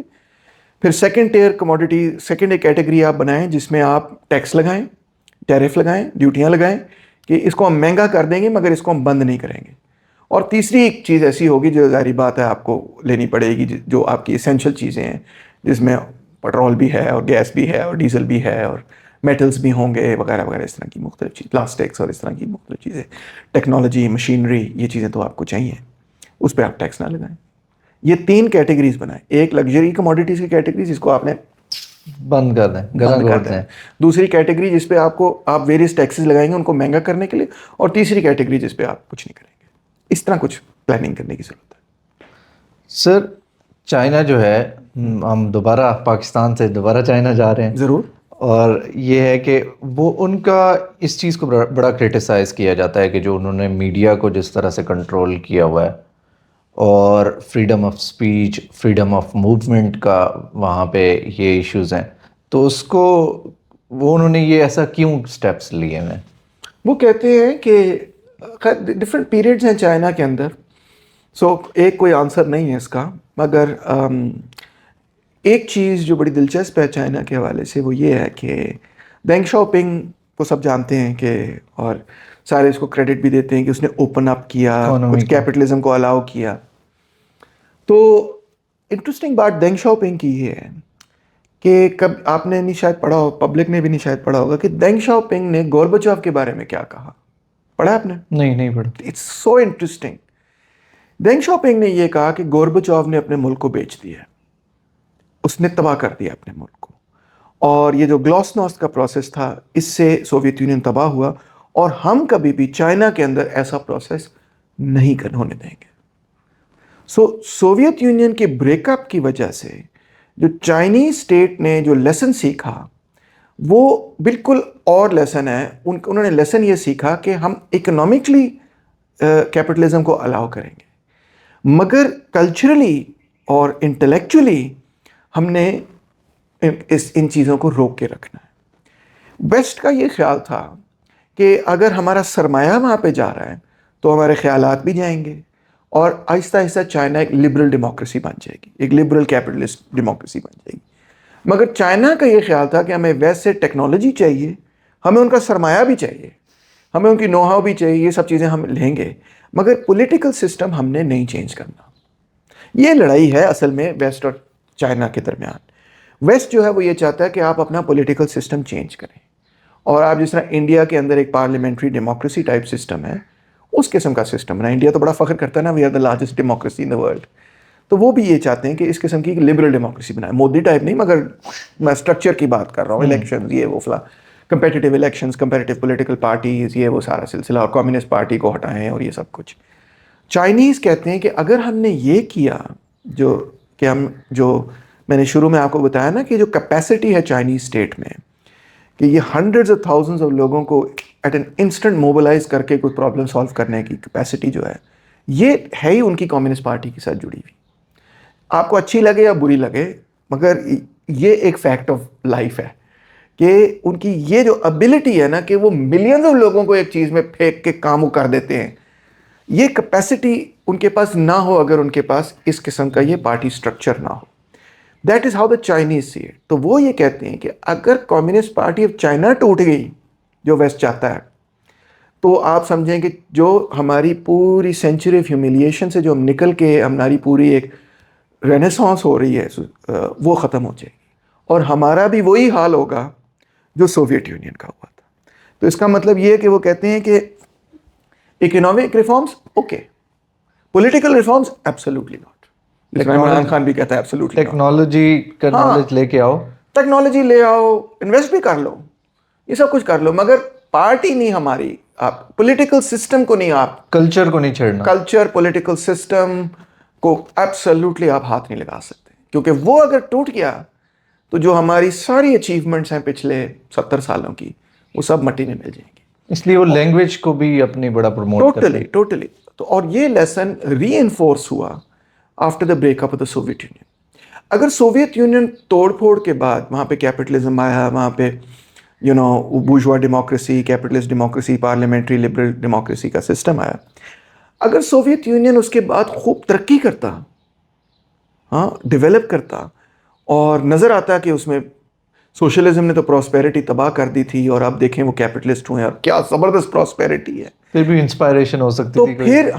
تو پھر دنیا نے اور چائنا نے اس سے سبق اور لینا تھا. انہوں نے کہنا تھا نو پرابلم, ختم کرو یہ سارا سلسلہ. مگر اس کی تباہی کا رزلٹ یہ ہوا کہ چائنا نے کہا جو مرضی کر لو, یہ نہیں ہونے دینا. اس چیز نے سوویت یونین کو تباہ کیا, جب انہوں نے اپنی ریاست کی بننے کی ٹوٹل ایڈیولوجیکل فاؤنڈیشن کو چیلنج کرنا شروع کیا. آفٹر آل جو گلاسنوس کا پروگرام تھا وہ تھا یہ نا کہ اس میں گورباچوف نے یہ کہا کہ جو سوویت یونین کی تاریخ ہے اس پہ آؤ تنقید کرو. تو جو ویسٹرن نیریٹو تھا سوویت یونین پہ, وہ اسٹرانگ ہوتا گیا یو ایس ایس آر کے اندر, اور جیسے وہ اسٹرانگ ہوا تو سارا ریاست ہی ساری تتر بتر ہو گئی اور ختم ہو گئی. تو اس وجہ سے چائنیز اسٹیٹ کہتا ہے کہ یہ تو نہیں, ہم نے گلاسنوس نہیں ہونے دینا چائنا کے اندر, ہم نے گورباچوف نہیں پیدا ہونے دینا چائنا کے اندر. یہ اس پہ وہ بڑے کلیئر ہیں.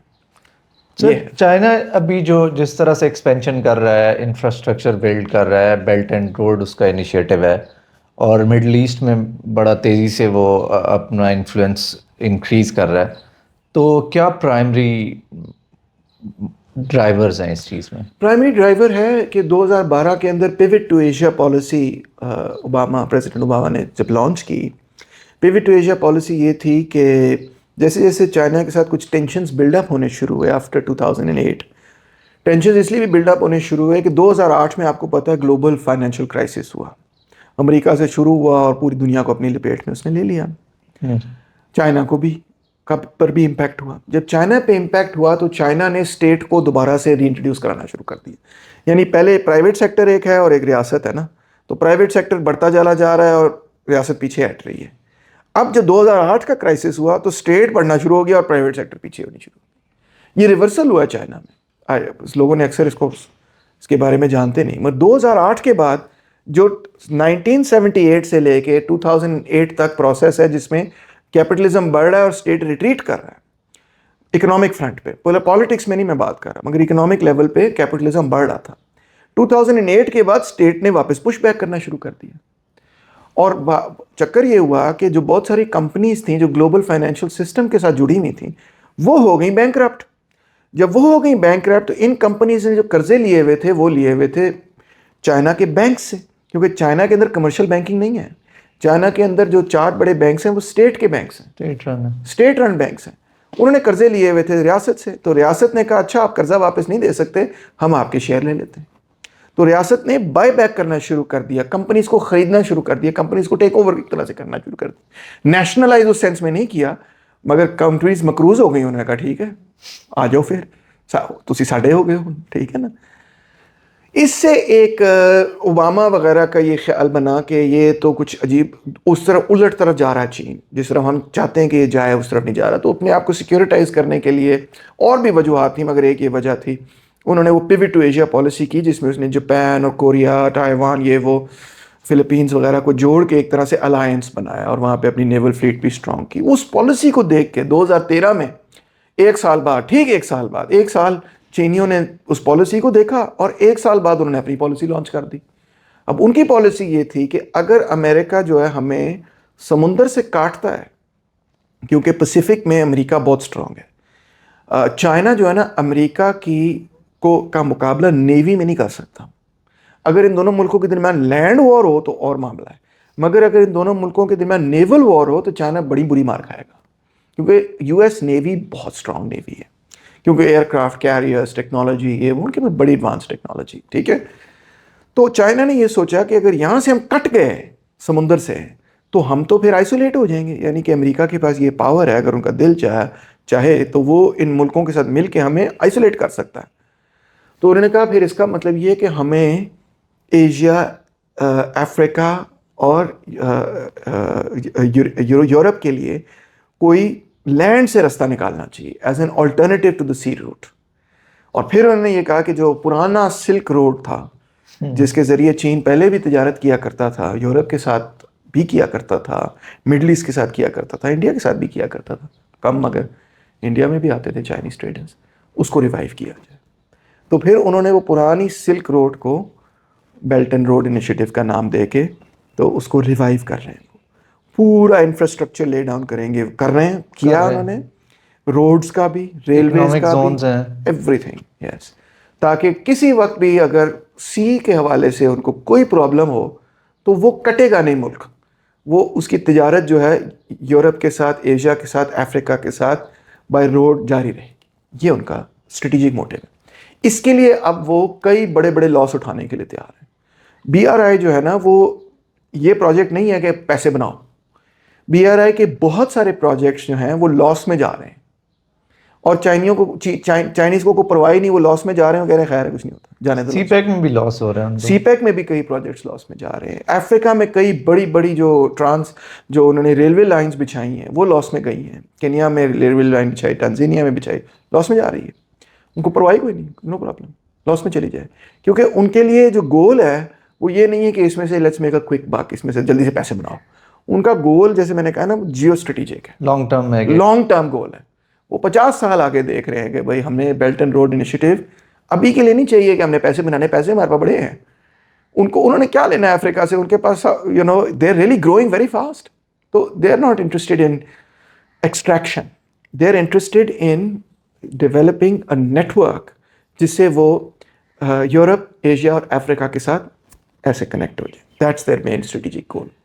تو اس طرح سے ان کے جو آلریڈی لیٹس سے کہ یو ایس ہے اور یو ایس کا انفلوئنس بھی رہا مڈل ایسٹ میں, جی, تو یہ اس طرح کا وہ نہیں چاہتے انفلوئنس ڈالنا مڈل ایسٹ میں جیسا یو ایس چاہتا ہے, یا اس نے اپنے وہاں پہ انفلوئنس ابھی تک تو انہوں نے نہیں کیا. جب تک ہم نے یہ ابھی ریسنٹلی دیکھا سعودی ایران ٹاکس ہوئی ہیں, ہاں ٹاکس وغیرہ ہوئی, اور اب وہ انہوں نے کہا کہ ہم فلسطین اور اسرائیل کا معاملہ بھی حل کریں گے.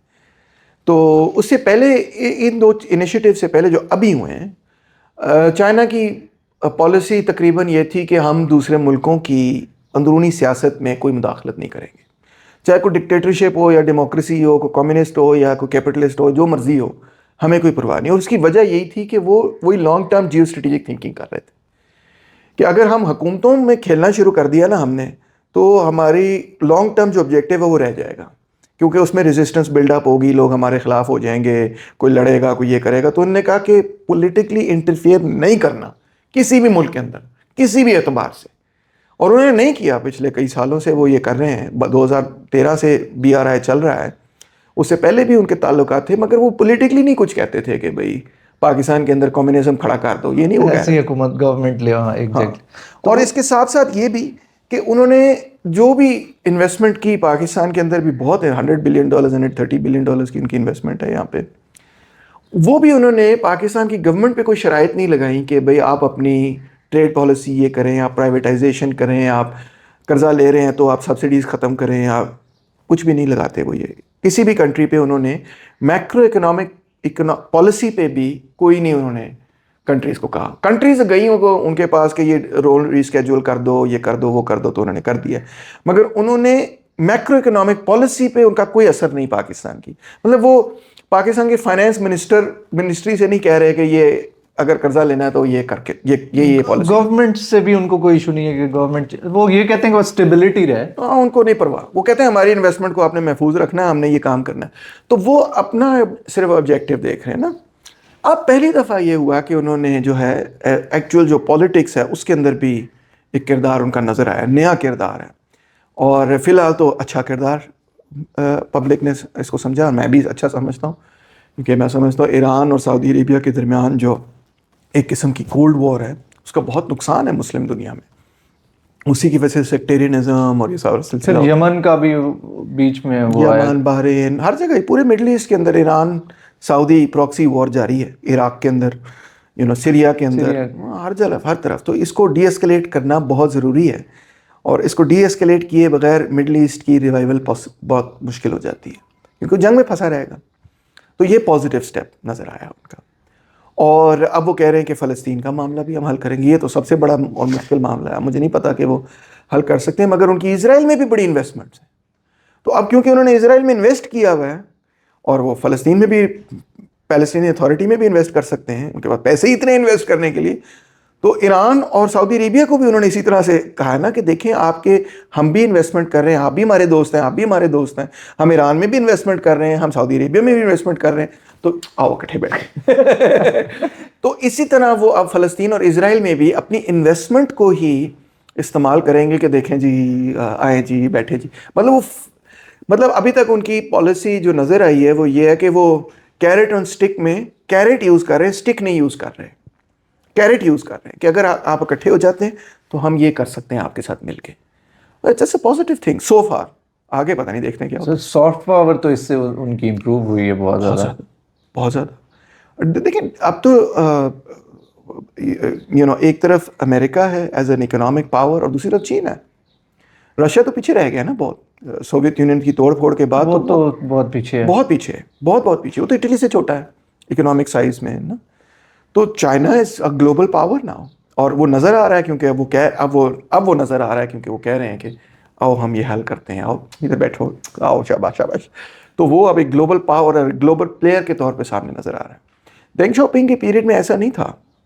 ایون ہو جنتاؤ کے پیریڈ میں ایسا نہیں تھا. یہ جی زپنگ کے پیریڈ کے اندر ہم نے یہ چینج دیکھا ہے. تو yes it is now evolve ہوا. ایوالو ہو رہا ہے. یس سر، جو چائنا کے ریلیشنز ہیں ود انڈیا اور پھر پاکستان بھی چائنا کے ساتھ ہے، تو کیا یہ ایشو، ایک تو پہلے تو ان کا جو اپنے پرسنل جو اس لیول پہ ہیں، اور انڈینز کہہ رہے ہیں کہ وہ انفراسٹرکچر بھی بنا رہے ہیں اس ریجن میں جو انہوں نے ابھی ریسنٹلی، اور وہ انڈینز کلیم کرتے ہیں کہ یہ ہمارا علاقہ ہے. تو اس کو آپ کیسے دیکھ رہے ہیں کہ یہ نہیں، وہ ایسا نہیں ہے جس طرح انڈین نیریٹیو یا مودی کا جو نیریٹیو ہے اس کوشچن پہ، وہ ویسا نہیں ہے. چائنا کا بڑا عرصے سے کلیم یہ ہے کہ وہ زمین جو ہے وہ، اور وہ جو لوگ ہیں وہاں پہ وہ چائنیز ہیں، جہاں پہ ان کا بارڈر کانفلکٹ 62 سے تقریباً چل رہا ہے. اور آپ نے آئی نو اس تاریخ کو پڑھا یا نہیں پڑھا، مگر اس میں وہ پہلے انڈیا نے ان کو، چائنا کو اٹیک کیا، پھر چائنا نے ریٹیلیٹ کیا، پھر چائنا نے پیچھے ہٹے اور انہوں نے کہا اچھا نیگوسیٹ کریں اور یہ حساب لے لیں، یہ حساب لے لیں. تو میرا خیال ہے India is on the wrong there. India needs to also make peace with China, کیونکہ India is a huge country, China is a huge country. اب یہ دو بڑی ایشین جائنٹس اگر آپس میں لڑیں تو ایشیا کی تو تباہی ہے، اس میں چین کی بھی تباہی ہے اور انڈیا کی بھی تباہی ہے. اور شاید اس میں سے جو بینیفٹ ہوگا وہ یورپین پاورز کو تو شاید ہو جائے، مگر ایشیا کو ہم تو بیچ میں رگڑے جائیں. بہت بری طرح سے ہم بھی رگڑے جائیں گے، ایشیا پورا رگڑا جائے گا، چین کو بھی میں تباہی ہوگی، انڈیا میں بھی تباہی ہوگی. تو it will not be to the benefit of either India اور China to be at loggerheads with each other. ان کے درمیان امن ہونا چاہیے. ایک جو پازیٹیو سائن نظر آیا وہ یہ ہے کہ انڈیا جو ہے وہ برکس میں اگری کر رہا ہے چین کے ساتھ، اور رشیا، انڈیا، چائنا، برازیل، یہ بڑی میجر پاورز ہیں جو برکس کے لیے کام کر رہی ہیں. تو اس کا مطلب یہ ہے کہ انڈیا بارڈر پہ تو کرتا رہے گا اور ٹبیٹ کے معاملے پہ کرتا رہے گا، مگر India is also ready to acknowledge کہ it needs to work with China for its own betterment in future. اور کشمیر کا ایشو بھی تو پھر چائنا رول پلے کر سکتا ہے. بٹ آئی ہائیلی ڈاؤٹ کہ اس کے اندر فی الحال چائنا کوئی خاص کردار ادا کرے گا یا کیا کرے گا. I am not really sure because وہ بھی کافی انٹریکٹیبل قسم کا پرابلم ہے. آئی ڈونٹ نو، ابھی تک تو انہوں نے کوئی اس میں کردار نہیں ادا کیا. کشمیر کا جو سب سے بڑا ایشو ہے نا، جس وجہ سے وہ بین الاقوامی سطح پہ حل نہیں ہوتا، وہ ہے کہ کشمیر کی اسٹرگل کسی زمانے میں JKLF کی اسٹرگل ہوتی تھی، اور پھر اس کے بعد وہ حریت کانفرنس وغیرہ والوں کی اسٹرگل بن گئی. تو وہ یعنی کہ اس میں ایک شفٹ آیا. پہلے وہ ایک سیکولر اسٹرگل تھی اور اب وہ ایک ریلیجس اسٹرگل ہے. اب جو ریلیجس اسٹرگل ہے اس کے لیے دنیا میں کوئی ایپیٹائٹ نہیں ہے. نہ چینیوں میں کوئی ایپیٹائٹ ہے، نہ ویسٹ میں کوئی ایپیٹائٹ ہے، نہ انڈیا میں کوئی ایپیٹائٹ ہے. کیونکہ ویسٹ بھی کہتا ہے کہ یہ جہادی ہمارے دشمن ہیں، چائنا بھی کہتا ہے جہادی ہمارے دشمن ہیں کیونکہ یہ تو زنجیانگ وغیرہ کے اندر جہاد کرتے ہیں، اور انڈیا بھی کہتا ہے کہ جہادی ہمارے دشمن ہیں کیونکہ یہ کشمیر کو علیحدہ کرنا چاہتے ہیں. تو as long as the Kashmiri struggles remains like in that way, تو it becomes a big problem, it becomes more difficult to solve. اگر اس میں سے یہ ایلیمنٹ جو آپ جانتے ہی ہیں کہ ISI نے ہی اس کو سپورٹ کیا ہے بہت عرصہ، اگر وہ اس میں سے ہٹ جائے اور یہ پاسبلٹی ہو کہ کشمیر کا ایک سیکولر سلوشن نکالا جائے، تو پھر میرا خیال ہے گلوبل پاورز جو ہیں اس کے لیے زیادہ تیار ہوں. اور سر پاکستان جو ہے، جو چائنا کی پارٹنرشپس ہو رہی ہیں مڈل ایسٹ کے مین ریجن میں، اوور ایشیا میں، اور جو اس میں ہر اکنامک پارٹنرشپس ہیں، مطلب اور بھی جو چیزیں ہیں اس میں، تو اس کو پاکستان کو وہ ان ساری چیزوں کو کیسے نیویگیٹ کرنا چاہیے انٹیلیجنٹلی؟ مطلب پاکستان کو یہ دیکھنا چاہیے کہ ایک بڑی پاور ہے، وہ یہاں سے ایک اسٹریٹجک انٹرسٹ کے حوالے سے ایک پاتھ وے بنانا چاہتی ہے. یہ ہمارے بینیفٹ میں بھی ہو سکتا ہے، ہمارا نقصان بھی اس میں ہو سکتا ہے. تو ہمیں تھوڑا سا کوشش بھی ہونا چاہیے اس حوالے سے کہ چائنا سے ہم مقابلہ نہیں کر سکتے. اگر چائنا کے ساتھ بھی ہماری فری ٹریڈ اگریمنٹ ہو تو سمجھیں کہ باقی جو چھوٹی موٹی صنعت پاکستان میں بچ گئی وہ بھی ختم ہو جانی ہے. ہاں، تو جس طرح وہاں سے امپورٹس آتے ہیں تو یہاں پہ صنعت اڑ جاتی ہے، تو یہاں سے بھی امپورٹ آئے تو یہاں پہ بھی صنعت ختم ہو جانی باقی جتنی. تو you have to be a bit careful with respect to that. میرا خیال ہے Chinese are ready to talk about that etcetera. China کا کوئی خاص انٹرسٹ نہیں ہے کہ ہم اپنی کموڈیٹیز فلڈ کر دیں پاکستان کے اندر، بیکاز ان کو بھی اس بات کی میرا خیال ہے سمجھائے گی کہ اس سے پھر آپ کی جیو اسٹریٹجک جو انٹرسٹ ہیں وہ ڈیمیج ہو سکتے ہیں. مگر اس کے ساتھ ساتھ so we have to be intelligent کہ ہمیں پروجیکٹ ٹو پروجیکٹ دیکھنے کی ضرورت ہے اور چائنا کے ساتھ نیگوسیٹ کرنے کی ضرورت ہے کہ بھئی کون سا پروجیکٹ ہمارے فیور میں ہے، کون سا نقصان میں جاتا ہے. مگر اوور آل یہ ہے کہ دیکھیں ہمارے پاس تو بڑا شدید اس وقت مسئلہ ہے کہ کوئی FDI نہیں ہے پاکستان کے اندر، کوئی انویسٹمنٹ نہیں ہے، پاکستانی کیپٹلسٹ کی کوئی انویسٹمنٹ نہیں ہے، باہر کے کیپٹلسٹ کی کوئی انویسٹمنٹ نہیں ہے، کوئی پروجیکٹ بلڈنگ نہیں ہے، کوئی لیبر پروڈکٹیوٹی کے اندر ڈیولپمنٹ نہیں ہے. تو China can help in this regard, skills میں ڈیولپمنٹ کے حوالے سے، روڈ انفراسٹرکچر، ٹرانسپورٹ انفراسٹرکچر، ان سب چیزوں کو وہ بنا سکتے ہیں اور ان کے لیے کوئی مسئلہ ہی نہیں، وہ تو 2-3 ہفتے میں بنا دیں گے.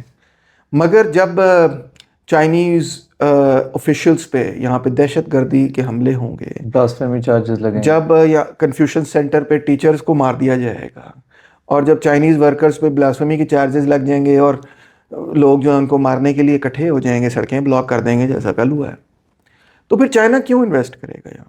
چائنا کہے گا یار یہ تو ایسا ملک ہے کہ اٹس ناٹ سیف. دیکھیں کوئی بھی دنیا کی کنٹری جو ہے نا آپ کے ساتھ ڈیل کرنے کے لیے تیار نہیں ہوگی اگر وہ یہ فیل کریں گے کہ یہ انسیف کنٹری ہے.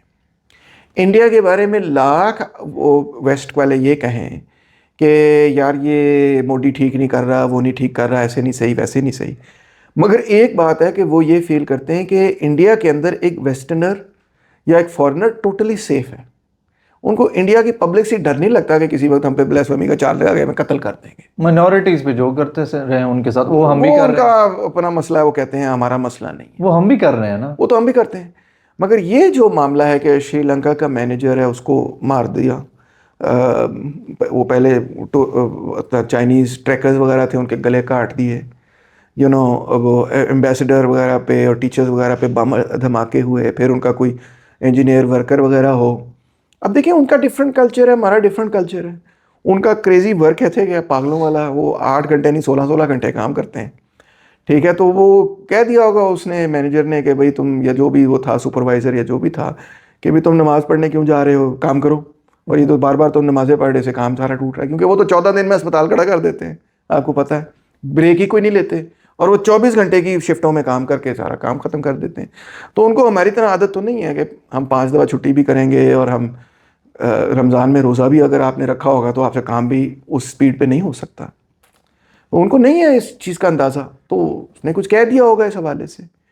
اب ہمیں بھی اس بات کی سمجھ ہونی چاہیے کہ وہ ہماری ثقافت سے نہیں ہے, وہ اس معاملے کی حساسیت کو نہیں سمجھ سک رہا, اس کو سمجھا دیں, اس کو سمجھاؤ, ضروری تو نہیں ہے کہ اس کو اس کے ساتھ یہ گتھم گتھی ہو کے مار کٹائی پہ جب آپ اتر آتے ہیں تو اس سے پورے ملک کے حوالے سے یہ امپریشن ملتا ہے کہ یہ تو سارے کوئی غلط, آپ نے غلطی سے غلط بات کہہ دی تو قتل کر دیں گے. تو یہ انسیف کنٹری ہے. تو جو کنٹری انسیف ہوتی ہے وہاں پہ کوئی ٹورزم نہیں ہوتا, وہاں پہ کوئی فورن ڈائریکٹ انویسٹمنٹ نہیں ہو سکتی, وہاں پہ کوئی انجینئرز, ٹیکنیشینز, ٹیچرز آ کے آپ کو پڑھانے کے لیے تیار نہیں ہوں گے. انہوں نے ساری کورسز اب کہا ہم آن لائن پڑھائیں گے, ہم پاکستان جا کے نہیں پڑھائیں گے. آپ کو پتہ ہے نا, وہ کراچی یونیورسٹی میں کہتے ہیں ہم آن لائن پڑھا لیں گے, وہ جا کے نہیں پڑھانا. کوئی آنے کے لیے تیار نہیں بابا اب, کیونکہ وہ کہتے ہیں یہ ہمارا اتنا برا امیج ہے انٹرنیشنلی. اب جو لوگ ہیں وہ روتے پھرتے ہیں کہ وہ کہتے ہیں کہ جی ہمارا امیج خراب کرتے ہیں, امیج خراب کرتے ہیں, امیج ٹھیک کریں, امیج ٹھیک کریں. امیج کیسے ٹھیک کریں, ایک ایسا واقعہ ہوتا ہے امیج تباہ ہو جاتا ہے.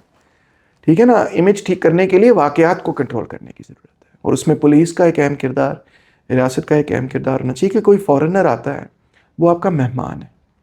دیکھیں آپ کے گھر میں مہمان آتا ہے نا, تو مہمان اگر آپ کے گھر میں آتا ہے, اسے کہیں گلاس گر جاتا ہے, اسے کہیں کوئی چیز, واز آپ کا پرانا دادی کا واز تھا وہ ٹوٹ جاتا ہے, تو آپ مہمان پہ غصے نہیں ہوتے, آپ اس چیز کو سمجھتے ہیں یہ میرا مہمان ہے, آپ کہتے ہیں کوئی نہیں, اندر سے آپ آنسو رو رہے ہوتے ہیں کہ اے ستیہ ناس ہو گیا. مگر مہمان کو نہیں محسوس ہونے دیتے, مہمان نوازی کا تقاضا ہے نا یہ, کہ مہمان کو نہیں محسوس ہونے دیتے کہ بھئی بڑا کچھ معاملہ خراب ہو گیا. بلوچستان کے اندر تو آپ مہمان ہوں کسی قبیلے کے, تو وہ اپنی بکریاں جو ان کی لائف لائن ہوتی ہے ان کو ذبح کر دیتے ہیں کہ گوشت کھائیں آپ. پختونوں کے کلچر میں, پختونوں کے کلچر میں کریزی لیول آف مہمان نوازی ہوتی ہے, کہ وہ کہتے ہیں ہم نے اپنے آپ کو اپنی چیزیں قربان کر دینی ہے, مگر مہمان کو پتہ بھی نہیں چلنے دینا کہ بھئی ہم نے اپنی سونے کی مرغی جو ہے نا اس کو ذبح سر کلچرلی تو ہمارے ہاں یہ رچ ہے, پنجاب میں آپ جائیں تو اسی چیز کو ریکگنائز کرتے ہوئے جو اگر کوئی سری لنکا سے مینیجر آیا ہوا ہے, اگر کوئی چائنا سے مینیجر آیا ہوا ہے, کوئی جرمنی سے آیا ہوا ہے, کوئی کہیں ایران سے آیا ہوا ہے, کوئی سعودی عربیہ کے پاس تو خیر اچھے مینیجر ہیں نہیں, مگر بہرحال کہیں سے بھی دنیا میں آیا ہو, روس سے آیا ہو, کہیں سے بھی آیا ہو, اس کو ہمیں یہی ہمارے ذہن میں ہونی چاہیے بات کہ یہ ہمارا مہمان ہے. اور مہمان کو اندازہ نہیں ہے آپ کی ثقافت کا, اور اگر اس کو اندازہ نہیں ہے تو آپ کو بھی ذرا ریلیکس ہونا چاہیے. ٹھیک ہے, اور آپ کو بھی اتنا ہائپر سینسٹیو نہیں ہونا چاہیے, اور یہی سمجھنا چاہیے کہ مہمان نے نہیں بات سمجھا, آؤ بیٹھ کے سمجھا دیتے ہیں, نو پرابلم. لاسٹ ہے, کرنٹ جو پولیٹیکل کرائسس ہے, انسٹیٹیوشنز آپس میں لڑ رہے ہیں, جی, تو اس کو کیسے ریزالو کیا جائے؟ آئی تھنک ابھی جو مسلم لیگ اور پی ڈی ایم والوں نے کہا ہے کہ ہم پی ٹی آئی سے بات کرنے کے لیے تیار ہیں, دس از اے پازیٹیو اسٹیپ. کیونکہ ادروائز تو اب جوڈیشری بھی جو ہے وہ بالکل ہی تباہ ہونے کی طرف جا رہی ہے. کیونکہ پارلیمنٹ نے تو, نیشنل اسمبلی تو فیصلہ کر لیا کہ کابینہ وغیرہ نے کہ ہم نے تو اب جوڈیشری کو پائے لگا دینا ہے. ایسے ہی ہم نے پیسے بھی نہیں دینے ای سی سی پی کو, پیسے نہیں دینے, جوڈیشری کو وائلیٹ کرنا ہے. جوڈیشری ہو سکتا ہے آگے لگا دے کہ بھئی یہ کنٹیمپٹ آف کورٹ ہے, کیبنٹ جو ہے وہ کہہ دے کہ ہم نے ریفرنس فائل کرنا ہے, چیف جسٹس کو نکالنا ہے. تو بیسکلی اب چیف جسٹس اور گورنمنٹ کے درمیان ٹسل ہے, اور کورٹ جو ہے وہ ڈیوائیڈڈ ہے. کورٹ کے اندر ایک بہت بڑا حصہ ہے جو کہہ رہا ہے کہ بھائی چیف جسٹس غلط کر رہا ہے اور کیا ضرورت ہے اتنے ایکٹیوسٹ جج ہونے کی وغیرہ وغیرہ. فل بینچ کیوں نہیں بنایا, فل بینچ کیوں نہیں بنایا, کیس کیوں ٹیک اپ کیا, ہائی کورٹ میں تھا وہیں چل جاتا, اپیل ہو جاتی, کیا مسئلہ تھا, آپ کو کیوں اتنی جلدی تھی کہ آپ نے 100 موٹر نوٹس لیا, so on and so forth. Cabinet کے اندر بھی آبویسلی پارلیمنٹ کے اندر بھی آبویسلی پی ٹی آئی کی بہت بڑی تعداد موجود ہے, آج بھی موجود ہے, اور پارلیمنٹ کے اندر اتنی تعداد نہیں موجود جتنی پبلک کے اندر تعداد موجود ہے, اور الٹیمیٹلی تو پبلک سے آپ نے مینڈیٹ لینا ہے. اور اس وقت فرینکلی آپ اور میں جانتے ہیں, میں چاہے آپ پی ٹی آئی ہو یا اینٹی ہوں, مگر آپ اور میں یہ جانتے ہیں کہ الیکشن ہوگا تو پی ٹی آئی جیتے گی. پاپولیرٹی بہت زیادہ ہے, بہت زیادہ پاپولیرٹی. ابھی زمان پاک جا کے دیکھ لیں, زمان پاک جا کے دیکھ لیں, آپ سڑک پہ جا کے لوگوں سے پوچھ لیں, بات کر لیں. لوگ یہ سمجھتے ہیں کہ ان کی حکومت کو غلط گرایا گیا اور سازش کی گئی ہے اور جنرل باجوہ نے یہ کیا جو بھی. اور دیکھیں اگر حکومت گر بھی گئی تھی اور اس کے بعد پی ڈی ایم کی گورنمنٹ آئی, اور اگر معاشی معاملات پی ڈی ایم اچھے مینج کر لیتی تو پبلک نے کہنا تھا چنگا نہیں کیتا, مگر چلو ٹھیک ہے دیکھا گے. پبلک نے پھر بھی معاملے میں ذرا رفع دفع ہو جانا تھا. مگر دیکھیں مہنگائی ڈبل کر دی, آ کے ڈبل ہو گئی مہنگائی. میں نہیں کہتا ان کا انٹائرلی قصور ہے, ان کا انٹائرلی قصور نہیں ہے, مگر پرسیپشن کیا پیدا ہوئی, پرسیپشن تو یہ پیدا ہوئی ہے تو بہتر تو پھر عمران خان سی. 13% عمران خان کے پیریڈ میں مہنگائی ہو رہی تھی, ادھر تو اب 25% سے شروع ہوئی اور 45% تک چلی گئی. اسی سو دیٹ مینس کہ پبلک جو ہے وہ انہوں نے وہ جو وعدہ کیا تھا وہ بھی نہیں پورا کیا نا, کہ وعدہ یہ تھا کہ ہم آئیں گے تو ہم معاشی مسائل بہتر کریں گے, تو وہ اور بھی خراب ہو گئے. تو اس کا مطلب اب یہ ہے کہ پبلک خلاف ہے, تو اب الٹیمیٹ مینڈیٹ تو آپ نے وہاں سے لینا ہے. تو ایکچولی آلریڈی وہ ویک مینڈیٹ پہ ہیں. پبلک اگر الیکشن کریں گے تو وہ اڑ جائیں گے. تو اس وجہ سے میں یہ سمجھتا ہوں کہ یہ جو کانفرنٹیشن کرنے جا رہی ہے گورنمنٹ بھی اور جوڈیشری بھی, اب اس کانفرنٹیشن میں کیا ہوگا, پی ٹی آئی کو اقتدار تو مل جائے گا شاید, یا شاید جوڈیشری فارغ ہو جائے گی, یا شاید جوڈیشری پی ایم کو فارغ کر دے. پہلے بھی کئی پی ایم آئے اور کئی پی ایم گئے ہیں, چیف جسٹس نے اڑایا. مگر اس سارے جھنجھڑ میں جو اصل مسئلہ ہے وہ تو نہیں حل ہونے جا رہا. اور وہ میں نے وہی کہا تھا کہ پہلا قدم تو یہ کرے نا یار, امپورٹ کو کھینچو پلیز, تاکہ بریدنگ سپیس ملے, تاکہ قرضہ اترے آپ کے سر کے اوپر سے. پھر اپنے انٹرنلی پھر آپ اکانومی کے اندر ایک پلان بنائیں کہ کس طرح سے آپ نے جو ہے وہ لیبر پروڈکٹیوٹی کو امپروو کرنا ہے, ایکسپورٹس کو اگر بوسٹ کرنا ہے تو کس طرح سے بوسٹ کرنا ہے. اور خدارا کوئی غریبوں کا بھی سوچیں, کوئی غریبوں کا بھی سوچیں کہ ایسے سوسائٹی چل سکتی ہے کیا. 21ویں صدی آ گئی ہے, لوگ سڑکوں پہ بھیک مانگ رہے ہیں, لوگ اپنے بچوں کو اسکول کالج بھیجنا تو دور کی بات, لوگ اپنے بچوں کو پھل نہیں کھلا سک رہے, کھانا, وہ کہتے ہیں کھانا کھا لو یا پھل کھا لو. سوچ سکتے ہیں آپ, تو کیسے یار یہ, how can we live like this, how can this be justice. اسی لیے میں کہتا ہوں کہ یہ تو میں نے چند قدم بتائے ہیں جو کیپٹلسٹ کو بھی قبول کرنے چاہیے, اور اقدامات ہیں جو کیپٹلسٹ نہ قبول کریں, مگر ہم سوشلسٹ تو ان کی بات کریں گے کہ یہ تو فیلڈ سسٹم ہے, یہ جو پورا کیپٹلسٹ سسٹم ہے. یہ کیپٹلسٹ جو ہے نا, کیپٹلسٹ سسٹم کو بھی نہیں اچھا چلانا چاہتے. عجیب سی بات لگی نا آپ کو, کیپٹلسٹ جو ہے نا وہ کیپٹلسٹ سسٹم کو بھی اچھا نہیں چلا سکتے. کیپٹلسٹ سسٹم کو کون لوگ اچھا چلا سکتے ہیں, چائنیز کمیونسٹ. میں نے بڑی عجیب سی کنٹروورشل سی بات کی, مگر جو لیفٹ کے لوگ ہیں نا, ایون سوشل ڈیموکریٹس, وہ کیپٹلسٹ سسٹم کو کیپٹلسٹ سے بہتر چلا لیتے ہوتے ہیں. وہ کینزین ڈیمانڈ مینجمنٹ کر لیتے ہیں, وہ ریاست کے ذریعے جو مارکیٹ اکانومی کے سب سے بدترین نتائج ہوتے ہیں ان کو کچھ کنٹرول کرنے میں کامیاب ہو جاتے ہیں. وہ غریبوں کو کوئی ہیلتھ ایجوکیشن دے لیتے ہیں, وہ کوئی نوکریاں ڈیولپ کر لیتے ہیں, انفلیشن کو ڈاؤن رکھتے ہیں. وہ کہتے ہیں یار پبلک کا بھی سوچو, صرف منافع کا نہ سوچو, کیونکہ الٹیمیٹلی قوموں کی ترقی, ملکوں کی ترقی ان کی پبلک پر انحصار رکھتی ہے, تو صرف 1% پر نہیں انحصار رکھتی.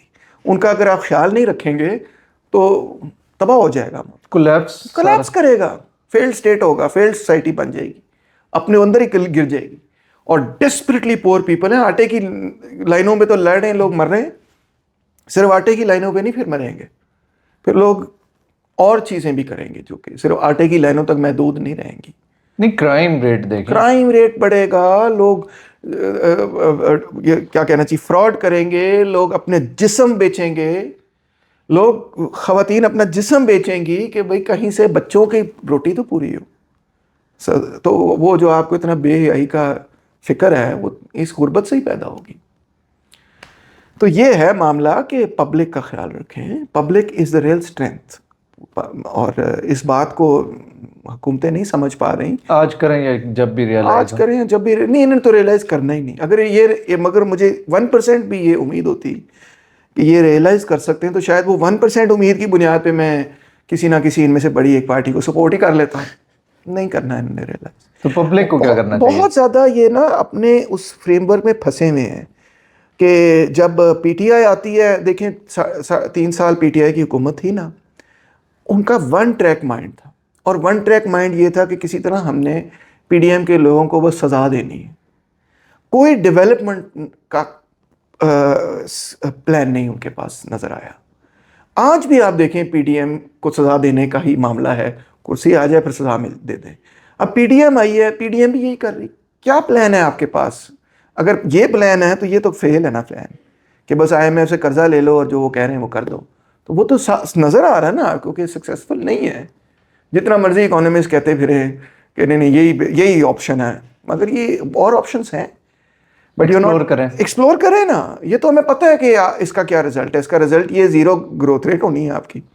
وہ آئی ایم ایف نے بھی آپ کو کہہ دیا کہ آپ کی 0.5% گروتھ ریٹ ہونی ہے. یعنی کہ اگر آپ کی 2-3% پاپولیشن گرو کر رہی ہے اور 0.5% آپ کی آبادی آپ کی معیشت گرو کر رہی ہے, تو اس کا مطلب ہے مائنس میں آپ ہیں. آپ 2.5% مائنس میں ہیں ریئل ٹرمز میں.